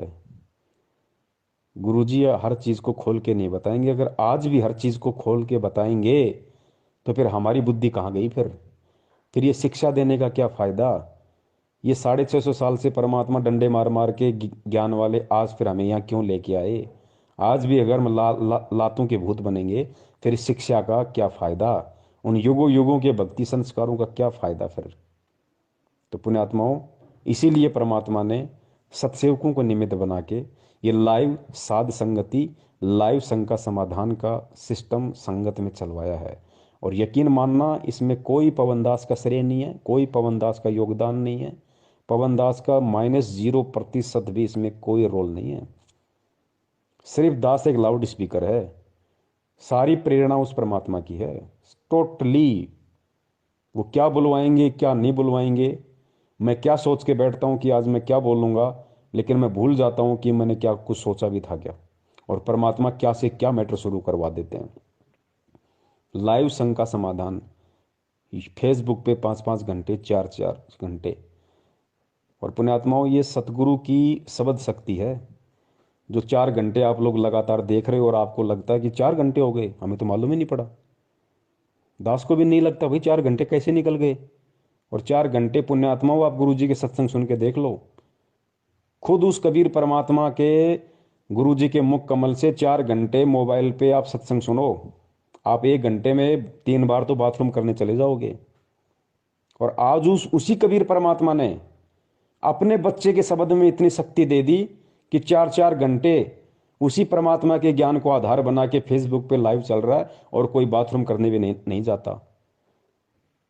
तो पुण्यात्मा, ये क्या है? ये विचार करो, खुद आपकी आंखों के सामने है, और कोई मेरे बाप का ज्ञान नहीं, कोई मेरे दादा का ज्ञान नहीं, कोई किसी दूसरे संत का ज्ञान नहीं, खुद गुरु जी के सत्संग, गुरु जी के सत्संगों को आधार, और 4-4 घंटे हम सभी भाई बहन बैठे रहते हैं, कोई बाथरूम भी नहीं जाता, और ये लगता है कि 4 घंटे हो गए, हमें मालूम ही नहीं पड़ा। तो ये खेल परमात्मा खेलता है समझाने के लिए, क्योंकि हम उस आए हुए परमात्मा को इतना महत्व नहीं दे पाते। लेकिन उसी परमात्मा के द्वारा कही गई बातों को यदि कोई तीसरा व्यक्ति बोल दे तो उस बात को लोग ज्यादा महत्व दे देते हैं। लेकिन परमात्मा चाहता है कि चाहिए कुछ भी महत्व दें, कुछ भी करें, ये मेरे ज्ञान पे टिके रहें, ये सच्चाई से जुड़े रहें, भगवान और भक्ति पे इनका विश्वास बना रहे। पुण्यात्माओं, वरना ऐसी स्थिति में तो कोई भी कब का गुरु बन के बैठ जाता। लेकिन अब ऐसा संभव नहीं है। परमेश्वर ने अपनी आत्माओं के हृदय में तत्व ज्ञान रूपी बीज डाल रखा है। अगर मेरे जैसा कोई दुष्ट, कोई नालायक यदि ऐसी गंदी सोच भी सोच लेगा, उसी क्षण परमात्मा उठा के दूर कर देंगे। और सामने वाले जो बच्चे हैं परमात्मा के, जो संगत है, वो कदापि स्वीकार नहीं करेगी, बिल्कुल कदापि स्वीकार नहीं करेगी। कुछ मूर्ख होते हैं, उनकी कह नहीं सकते, जैसे कोई संजय के पीछे लग गया, कोई अपना और कहीं सेट हो गया। बाकी अब परमात्मा नकली संतों के, पंथों के चिमटे उखड़वाने आए हैं। नया चिमटा नहीं गड़ेगा किसी का, चाहे कोई कितना ही खुश हो ले अपना चिमटा गाड़ के, संजय जैसा या मैनेजमेंट जैसा, चिमटे इनके उखड़ेंगे अब। तो भाई परमेश्वर दया करें, धरती पे मालिक है। 8 सितंबर 1951 से धरती पे प्रकट है, विद्यमान है। खेल परमात्मा कोई भी खेल सकता है भगत जी, कुछ भी खेल खेल सकता है, समर्थ है। देखो, कई लोग कहते हैं कि भाई गुरुजी माँ के गर्भ से नहीं आ सकते, गुरुजी जन्म नहीं ले सकते।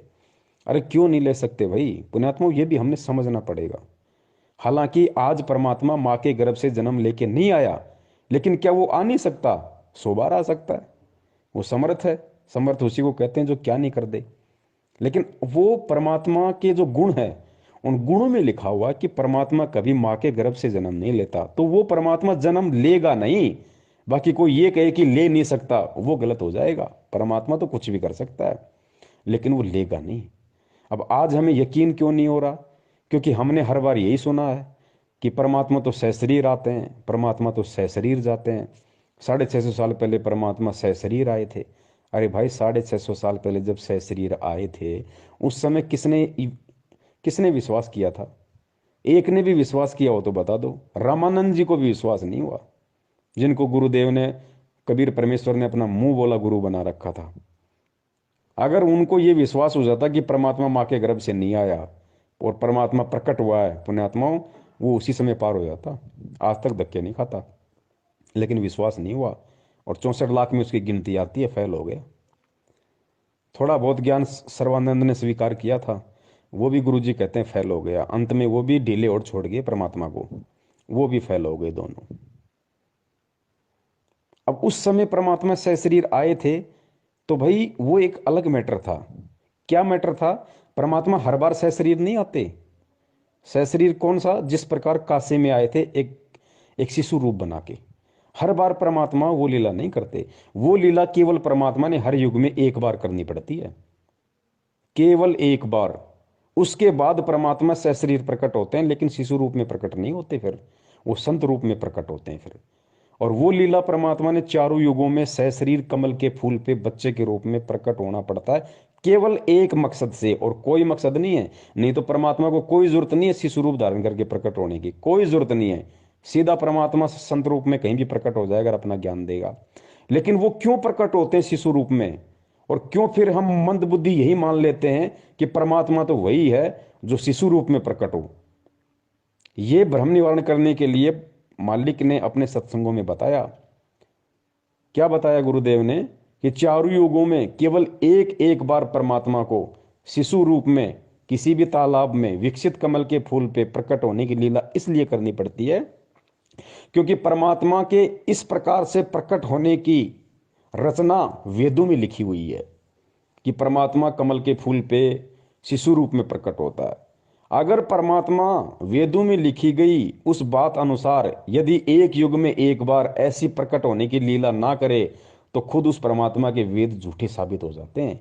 इसलिए अपने द्वारा वेदों में लिखी गई उन बातों को सत्य साबित करने के लिए परमात्मा ने शिशु रूप में प्रकट होना होता है। अन्यथा परमात्मा को कोई आवश्यकता नहीं बच्चे के रूप में कमल के फूल पे प्रकट होने की, कोई जरूरत नहीं उस परमात्मा को। तो पुण्यात्माओं, हमने हमारे मन में वहम को निकाल देना है कि असल में कबीर परमात्मा तो वही होता है जो शिशु रूप में प्रकट होता है, जो सशरीर ऊपर से आता हुआ किसी को दिखाई दे, वही भगवान होता, नहीं तो और भगवान हो ही नहीं सकता। तो इसका भ्रम निवारण गुरुजी ने इसलिए किया कि वो खाली वेदों में लिखी हुई उस बात को सत्य साबित करने के लिए परमात्मा ने ऐसा करना पड़ता है, और कोई रीजन नहीं है। बाकी तो परमात्मा जब चाहे जैसे चाहे कहीं भी प्रकट हो जाता है। जैसे 8 सितंबर 1951 को इस तरीके से आज प्रकट हुए, और ठीक इसी तरीके से आज से 250 350 साल पहले गरीबदास जी महाराज जी के रूप में प्रकट हुए। गरीबदास जी महाराज जी तो इसी तरीके से जाट परिवार में आए थे। लोगों को तो ये लग रहा था ना कि रानी माँ के पेट से आए हैं, रानी माँ के पेट से आए हैं। बलराम जी उनके पिताजी हैं, गांव उनका छुडानी है। किसने भगवान माना? लेकिन कैसी कैसी लीलाएं की परमात्मा ने। और जब शरीर छोड़ा तो कैसे छोड़ा परमेश्वर ने? अस्थियां नहीं मिली उनकी। बाद में रोए गांव वाले, परिवार वाले, ओ हो ये तो भगवान थे, इनका तो तेज पुंज का शरीर था, इनका तो शब्द स्वरूपी था। उनकी अस्थियां नहीं मिली, और परमेश्वर वहां से और फिर सहारनपुर में जाके प्रकट हो गए उसी रूप में जिस शरीर को लोगों ने 5 तत्वों का मान के उसको जला दिया था, अग्नि को सवा कर दिया था, जिसका नामो निशान मिटा दिया था। उसी शरीर में, उसी उम्र में, जिस उम्र में परमात्मा ने छुड़ाने में अपना शरीर छोड़ा था, उसी उम्र में, उसी रूप में परमात्मा सहारनपुर में प्रकट हो गए। और 35 साल तक चिड़ी के बाप को हवा नहीं लगी कि गरीबदास जी महाराज जी वहां हैं। और जैसे 35 साल बाद उन्होंने सहारनपुर में वो शरीर छोड़ा, उसके बाद जब वो सहारनपुर वाले वहां गए कि भाई उनको बता तो दे महाराज जी ने शरीर छोड़ दिया, भाई अंतिम संस्कार यहाँ करें या वहां लाएं छुड़ानी में। तो गुरुजी बोले वो जब वहां गए तो लोगों ने कहा भाई तुम क्या बात कर रहे हो, महाराज जी तो 35 साल पहले शरीर छोड़ गए, ये देखो इनका ये बना हुआ है, इनका ये स्थान बना हुआ। तब लोगों की आंखें खुली, भाई ये तो परमात्मा था, भाई ये तो कुछ भी लीला कर सकता है। तो पुण्यात्माओं, धोखा मत खाओ।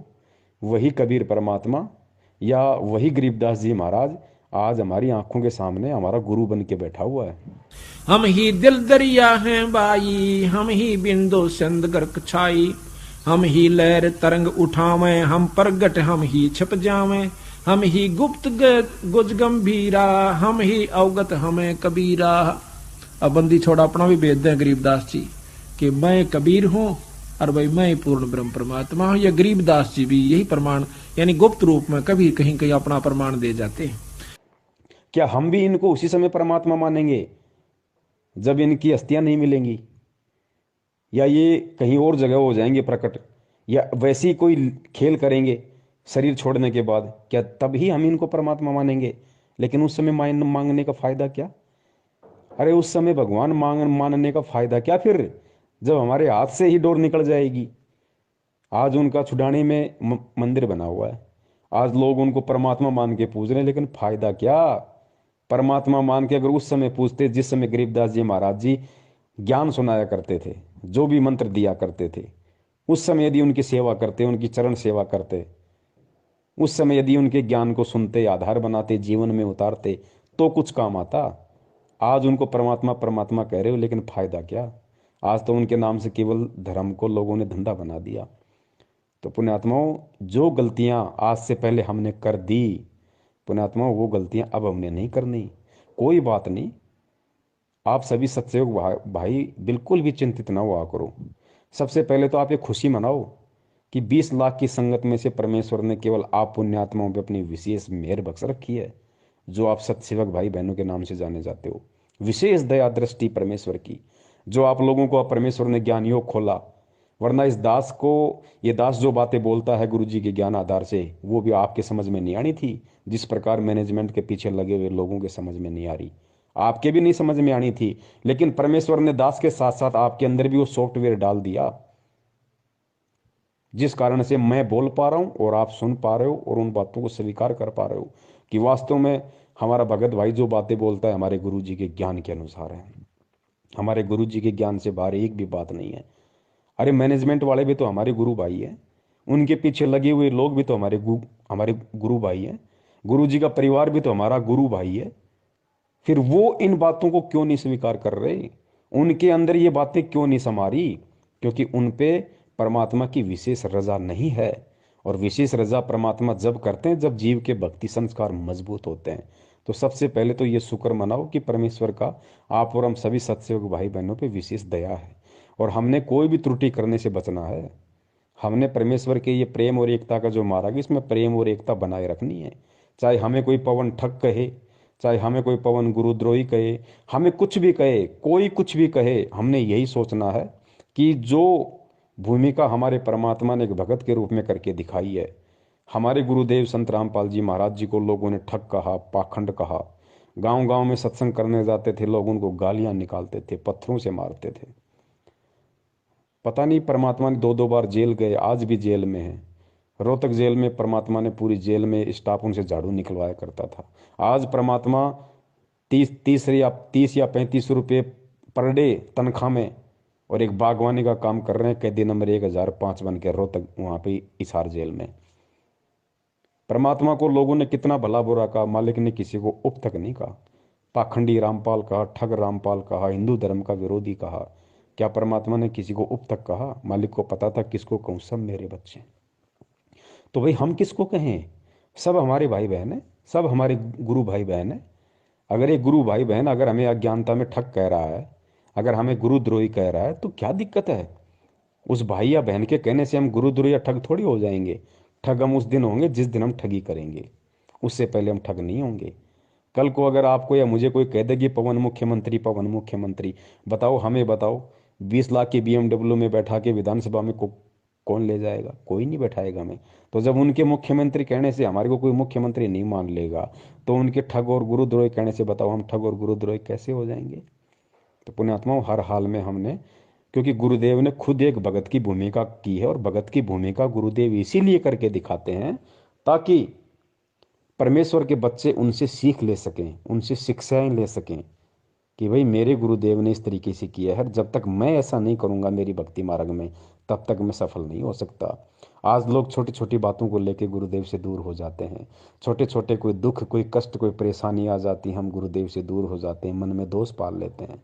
अरे गुरुदेव ने देखो क्या किया, गुरुदेव का संघर्ष देखो, पूरा जीवन देखो परमात्मा का। 1994 से परिवार उनको त्यागना पड़ा, लोगों का गालियां उनको खानी पड़ी, मार उनको खानी पड़ी पुलिस वालों की, जेल उनको जाना पड़ा, घर उनका उजड़ गया। संत का घर उसका आश्रम होता है, संत का पूरा परिवार उजड़ गया। संत के बच्चे जो होते हैं, संगत जो होती है, वो उनका असली परिवार होता है। तो घर उस परमात्मा का उजड़ गया, बच्चे उस परमात्मा के उजड़ गए। ऊपर से हरियाणा सरकार ने 28 करोड़ रुपए का जुर्माना उनके ऊपर लगा रखा, और 6 साल से परमात्मा जेल में बैठे हुए हैं। जेल में क्या सुख सुविधा मिलती है, कैसा खाना मिलता है, कैसे लोग आपस में बर्ताव करते हैं। गुरु जी को कोई भगवान थोड़ी मानता है जेल में। गुरु जी को पुलिस वाले तो केवल एक मुजरिम मानते हैं, और आपस में जो कैदी हैं वो भी अपने जैसा एक आम व्यक्ति और कैदी मानते हैं। तो सोचो परमात्मा किन लोगों के बीच में, किन किन लोगों के मध्य परमात्मा बैठे हुए हैं, कैसी कैसी उनकी उनकी गंदी और घटिया बातें सुनते हैं। वो कैदियों में कितना दिमाग होता है, वो आपस में कैसे माँ बहन की गालियां दे के बात करते होंगे, कैसे एक दूसरे के प्रति ऊंच नीच की बात करते होंगे। परमात्मा सबकी सुन रहा है ना, सबकी परमात्मा देख रहा है ना। लेकिन ये संदेशा दिया हमें परमात्मा ने इन सारे संघर्षों के बीच में कि बच्चों देखो, मेरा घर उजड़ गया, मेरा आश्रम उजड़ गया, मेरा कलयुगी परिवार मेरे से दूर हो गया, मेरे खुद के भाई बहन, मेरे बच्चों ने, जिनको तुम मानते हो कि ये गुरु जी का परिवार है, गुरु जी के बेटा बेटी, उन्होंने मेरे से गद्दारी करी। आज मेरा परिवार मेरे आदेश की आड़ में मेरे असली बच्चों को लूट रहा है, संगत को लूट रहा है, दान के नाम पे लूट रहा। 2-2 बार मैं जेल गया, मेरा आश्रम उजड़ गया, 30-30 बार मेरा रिमांड हुआ।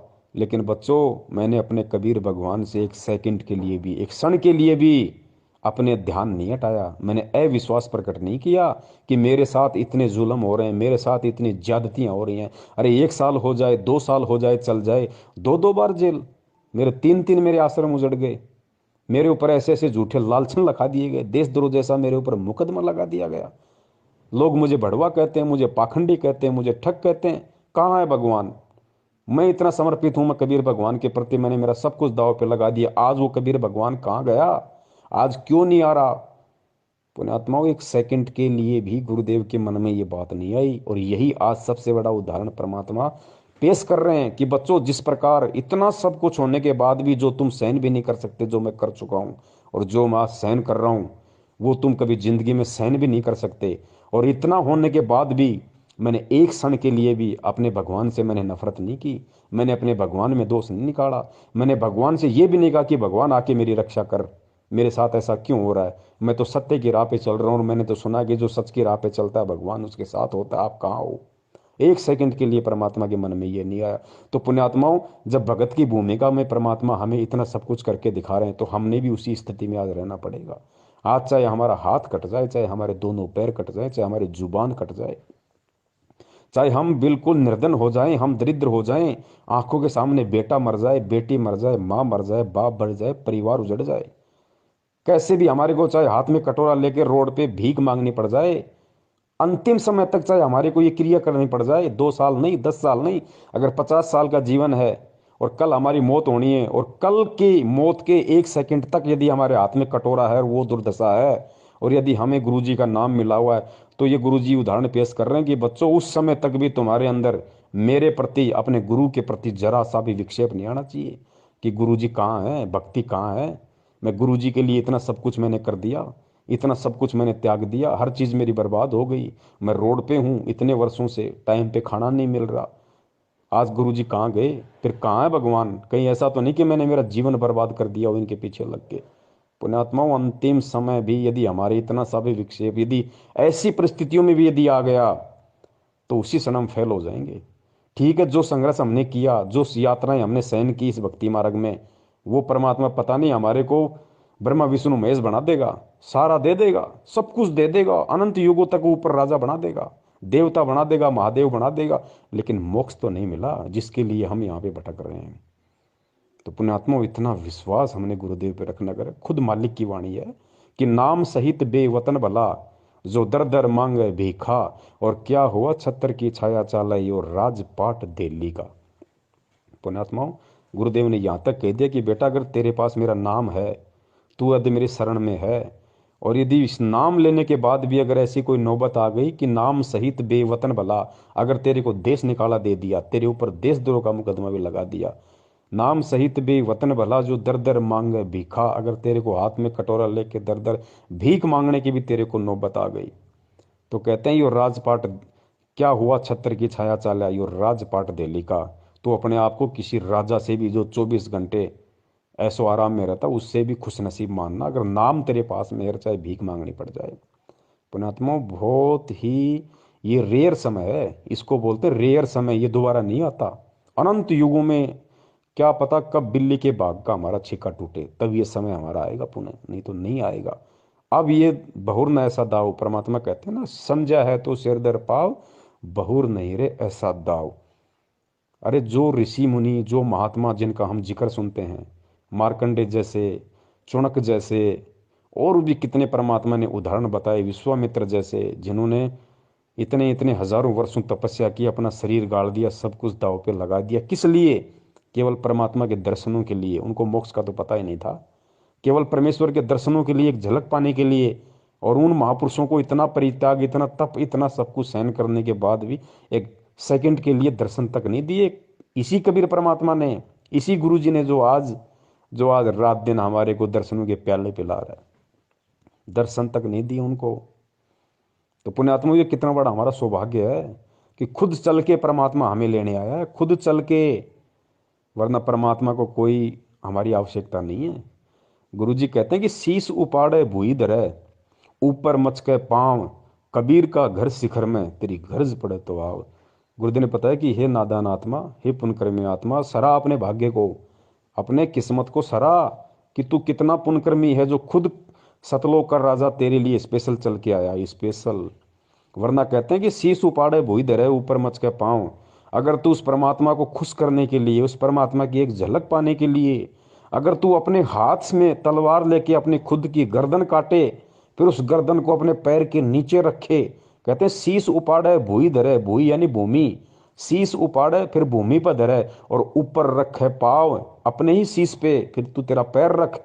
कहते हैं कबीर का घर शिखर में, सतलोक में, तेरी गरज पड़े तो आओ। इतना करने के बाद भी वो परमात्मा तेरे ऊपर प्रसन्न नहीं हो सकता।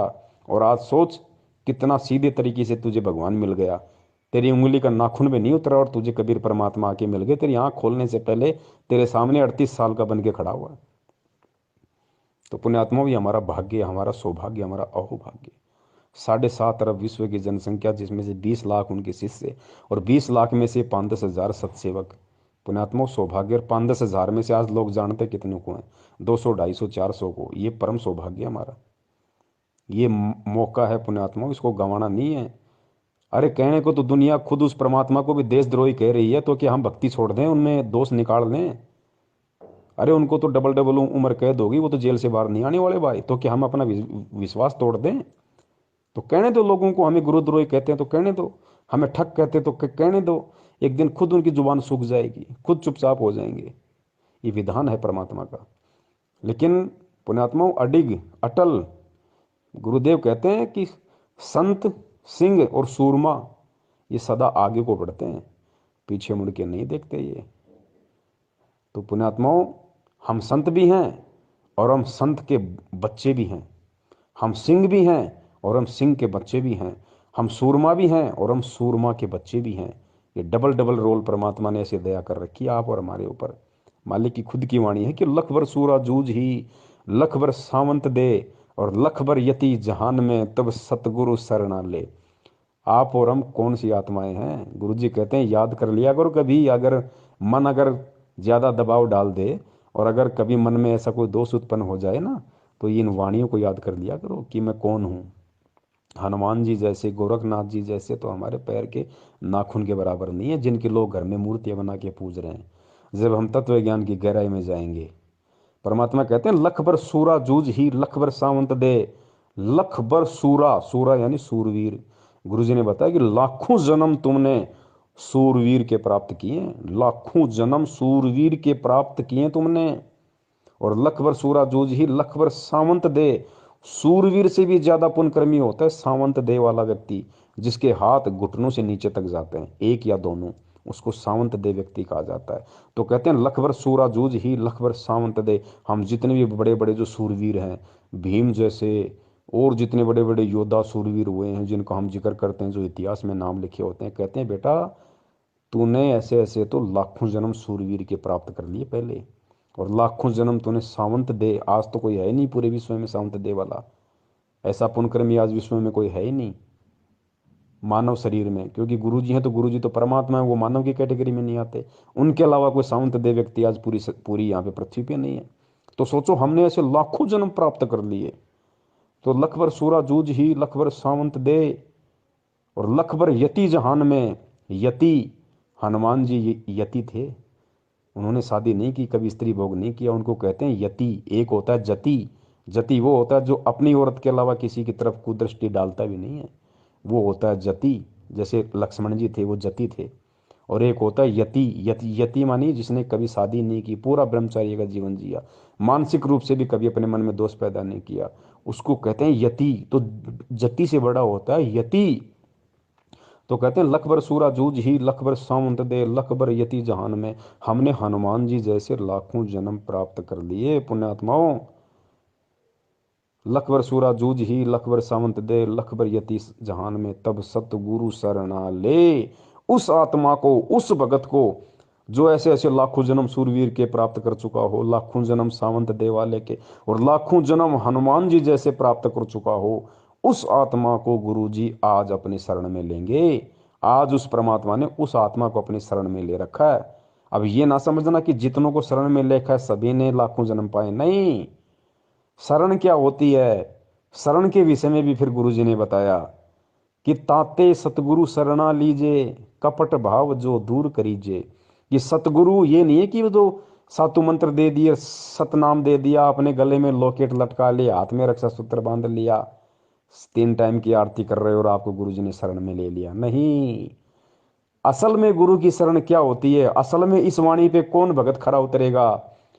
कहते हैं ताते सतगुरु शरणा लीजिए, उसको सतगुरु शरण में लेता है। कपट भाव जो दूर करीजिए, जो भगत अपने दिल से, अपने मन से, अपने आत्मा से, अपने हृदय से ये कपट भाव दूर कर देगा। कौन सा कपट भाव है? गुरु को और परमात्मा को दो समझने वाला कपट भाव है। कबीर परमेश्वर को, जिस गुरु रूप में वो कबीर परमेश्वर उसको मिला है, यानी गुरु और परमात्मा को दो समझने वाला, जब तक उसके हृदय में, उसकी आत्मा में छल रहेगा, ये कपट रहेगा कि गुरु अलग है, कबीर परमात्मा अलग है। गुरु तो कबीर जी का प्रतिनिधि है, उनका भेजा हुआ संत है, मेरे जैसा इंसान है, माँ के जन्म से, माँ के पेट से जन्म लेके आया, बाद में कबीर परमात्मा मिल गए, ज्ञान दे दिया, गुरु बना दिया, नाम देने का आदेश दे दिया। कहते हैं जब तक ये कपट तेरे अंदर से नहीं निकलेगा, जब तक तू उस कबीर को और गुरु को एक नहीं मानेगा कि कबीर के भक्ति मार्ग में कबीर के अलावा कोई दूसरा गुरु होता ही नहीं, हो ही नहीं सकता। कहते हैं जब तक ये छल कपट तेरे अंदर से नहीं निकलेगा, तब तक तू सतगुरु की शरण में नहीं गिना जाएगा। और जिस दिन जिस आत्मा के अंदर से ये कपट भाव छल निकल जाएगा, जो बिल्कुल परमात्मा और सतगुरु में कति एक समानता, गुरु जी कहते हैं ना, गुरु गोविंद दो नहीं भाई, और दो समझे वो दो जग जाई, वो नरक में जाता है।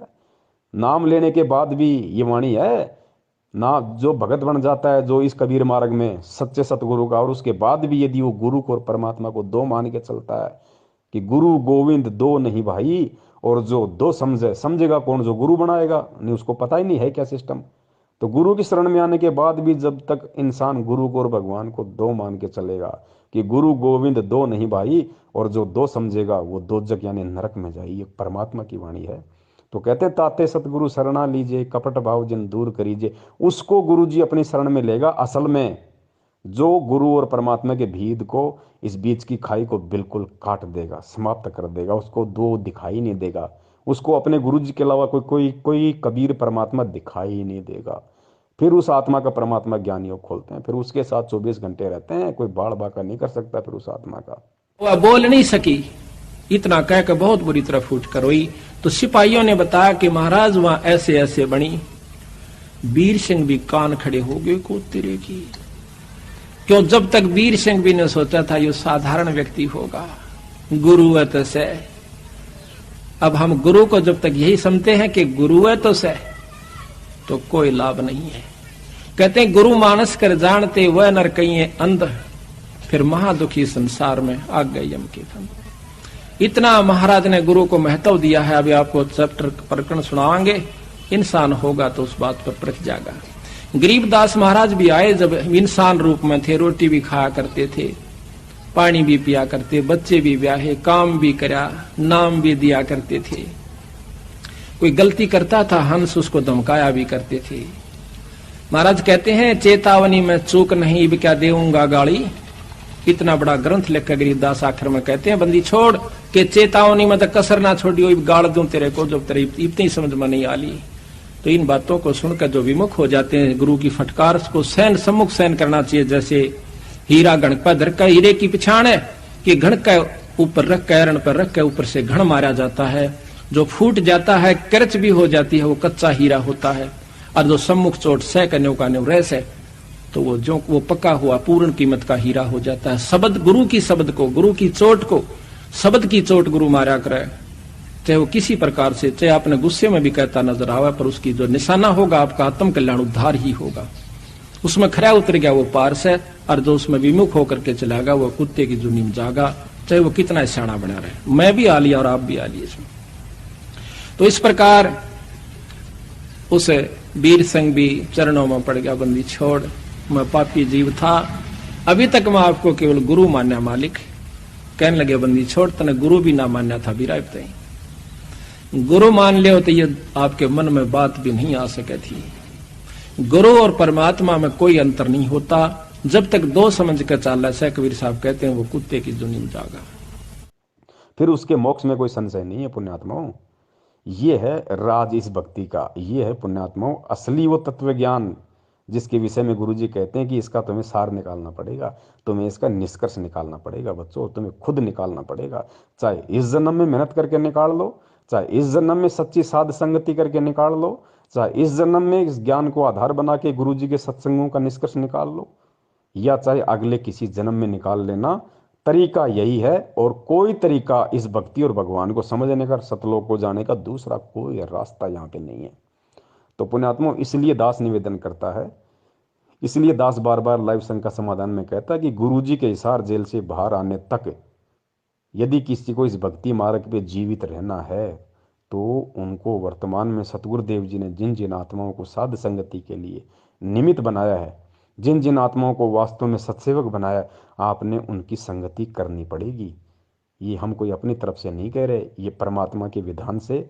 और ये 1 घंटे से ऊपर की ऑडियो जो पता नहीं परमात्मा ने क्या प्रेरणा करके, एक भाई ने व्हाट्सएप पे कमेंट्स किया था, मनोज बिष्ट जी हैं परमेश्वर की आत्मा, उन्होंने ये सवाल पूछा था, दास ने देख लिया तो परमात्मा ने प्रेरणा की, दास ने ऑडियो बनाना शुरू किया। मालिक आगे से आगे शब्द देते गए, प्रेरणा करते गए, दास बोलता गया। क्योंकि पुण्यात्माओं मुझे अच्छी तरीके से पता है कि मेरा नाम पवन दास है और मेरी औकात 2 कौड़ी की भी नहीं है। परमात्मा कहते हैं अल्लाह मेहरबान तो गधा पहलवान। ये पवन दास नाम का गधा तब तक पहलवान है भक्ति मार्ग में जब तक मेरा अल्लाह मेरा गुरु मेहरबान है, कुछ नहीं है इसके अलावा। इस दास को तो थोड़ा 200-400 मीटर पैदल चल लेता है तो मेरे तो सांसें उफरने लग जाती हैं। पुण्यात्मा मेरी क्या औकात है, क्या औकात जीव की हो सकती है, चाहे कोई कितना बड़ा कोई महाबली क्यों ना हो। यहाँ पे आप और हम तो हैं ही क्या उनके आगे। इसलिए पुण्यात्माओं साध संगति से जुड़े रहो, परमेश्वर के ज्ञान को आधार बना के चलते रहो। इस भक्ति मार्ग में गुरु जी के परिवार का, गुरु जी के रिश्तेदारों का, यानी जो वंशवाद है, जो परिवारवाद है, उसका जड़ से समाप्ति होनी है। ये सबसे बड़े दुश्मन होते हैं परमात्मा के, सबसे बड़े दुश्मन। ये ज़्यादातर संगत को लेकर डूबते हैं। परमात्मा ने इनका सत्यानाश करना, ज्ञान आधार से, मारना नहीं है। परमात्मा ने मरेंगे तो अपने कर्मों से मरेंगे, क्योंकि खुद परमेश्वर की वाणी है कि राम किसी को मारे नहीं, मारे तो हत्यारा राम। अरे अपने आप ही मर जाएंगे कर कर खोटे काम। तो ये जो खोटे काम ये खुद कर रहे हैं, जो संगत से करवा रहे हैं ना, इनके कर्म इनको ले डूबेंगे। तो हमने केवल परमेश्वर को अजन्मा स्वयंभू सतगुरु, देखो हम गुरु जी को सतगुरु सतगुरु कहते हैं। बंदी छोड़ सतगुरु रामपाल जी महाराज जी की जय। लेकिन ये कभी विचार नहीं किया कि बंदी छोड़ शब्द केवल बंदी छोड़ के लगता है, या तो कबीर परमेश्वर के बंदी छोड़ लगाया, या लोगों ने गरीबदास जी के बंदी छोड़ लगाया, या फिर आज संत रामपाल जी महाराज जी के बंदी छोड़ लग रहा है। तीसरे किसी महापुरुष के आज तक बंदी छोड़ शब्द नहीं लगा। हम भक्ति बोध से आरती करते हैं, 3 समय की छोटी पुस्तक में देख लेना, हमारी 11-12 गुरु प्रणाली है। उन 11-12 गुरुओं में केवल 3 के आगे बंदी छोड़ नाम दिखाई देगा आपको। एक तो खुद कबीर साहिब जी के, एक गरीबदास जी के, और तीसरा आज और हम बोलते हैं बंदी छोड़ सतगुरु रामपाल जी महाराज। तो बंदी छोड़ तो भाई परमात्मा की लगता है। पुण्यात्मा बहुत सारी बातें हैं, बहुत सारी ऐसे पॉइंट हैं, लेकिन अब समय बहुत हो गया। परमेश्वर दया करे, हम लाइव संगति के माध्यम से या वैसे भी परमेश्वर जब जब दया करते रहेंगे, आपस में हम साथ संगति करते रहेंगे। और बस भक्ति का आधार विश्वास है और कुछ नहीं पुण्यात्मा, सिर्फ भक्ति का आधार विश्वास। मैं तो यहाँ तक कहता हूँ, अगर कभी कोई ऐसी नौबत आ जाए, क्योंकि देखो परीक्षा लेगा परमात्मा। सेऊ सम्मन के भाग्य में वो संस्कार नहीं था कि सेऊ की सम्मन अपने बेटे की तलवार से गर्दन काटे, नहीं, उसके भाग्य में लिखा ही नहीं था, ऐसा होना ही नहीं था। परमात्मा ने जानबूझ के परिस्थितियां पैदा की। सम्मन और सेऊ के घर पर जब भगवान गए, ऐसी परिस्थिति बना दी परमात्मा ने, परमात्मा की इज्जत के लिए कि गुरु जी की इज्जत पाँच नहीं आ जाती, अपने लड़के को काटना पड़ गया। और फिर समर्थ शीश लेता है, या शीश दिया करता है, एक्सटेंड करता है, तो सम्मन के पुत्र सेऊ को भी जीवित कर दिया और उनको मोक्ष दिया।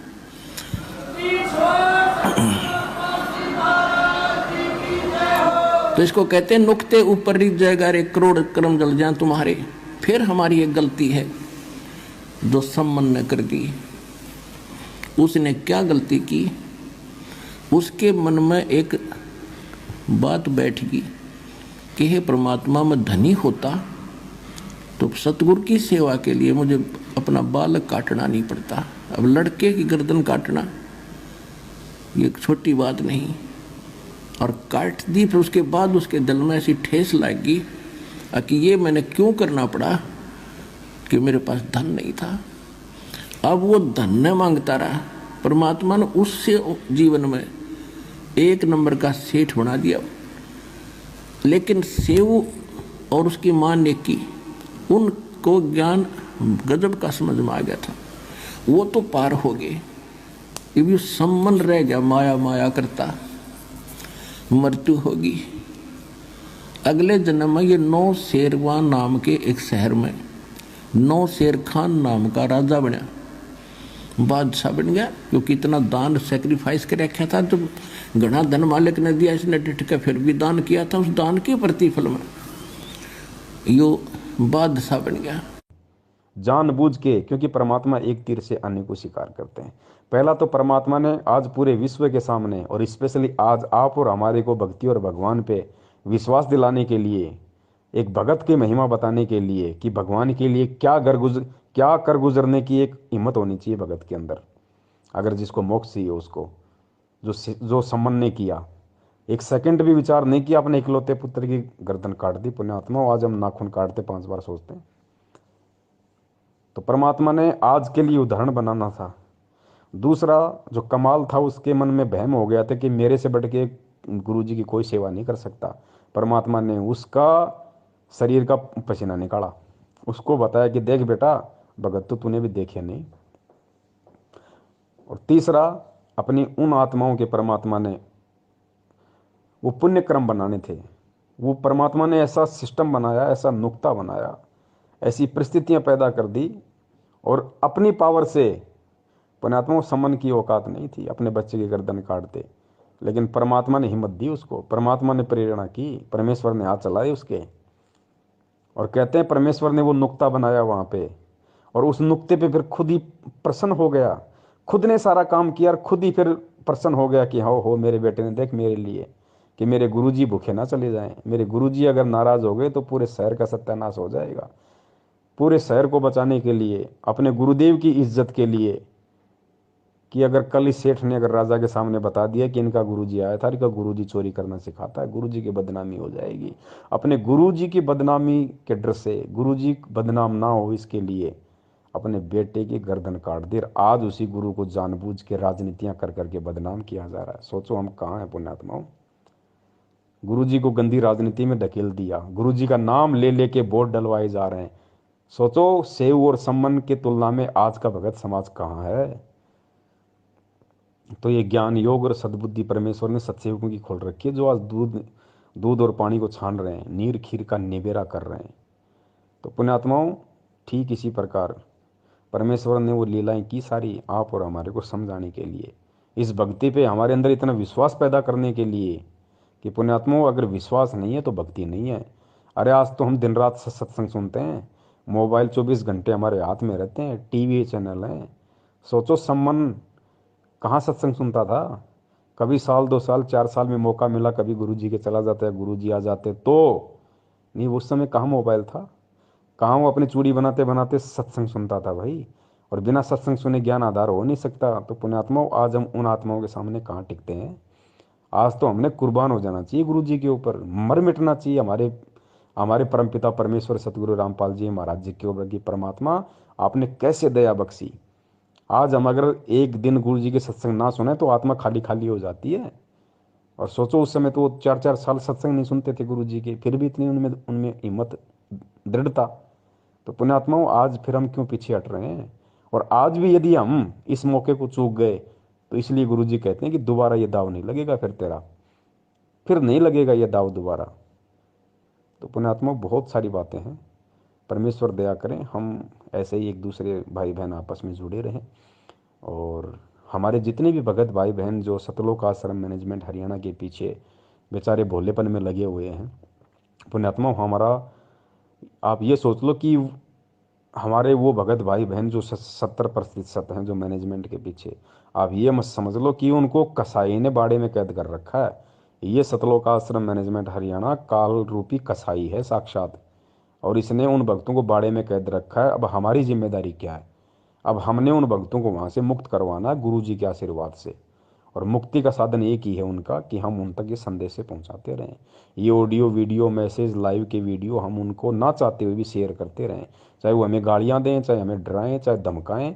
पुण्यात्माओं, गुरु जी कहते हैं ना, अगर किसी को बुखार है तो बच्चा तो दवाई लेने से मना करता है, ये वो तो रोता भी है, माँ बाप का नाक पकड़ लेता है, कान पकड़ लेता है, थप्पड़ भी मार देता है एक आधा।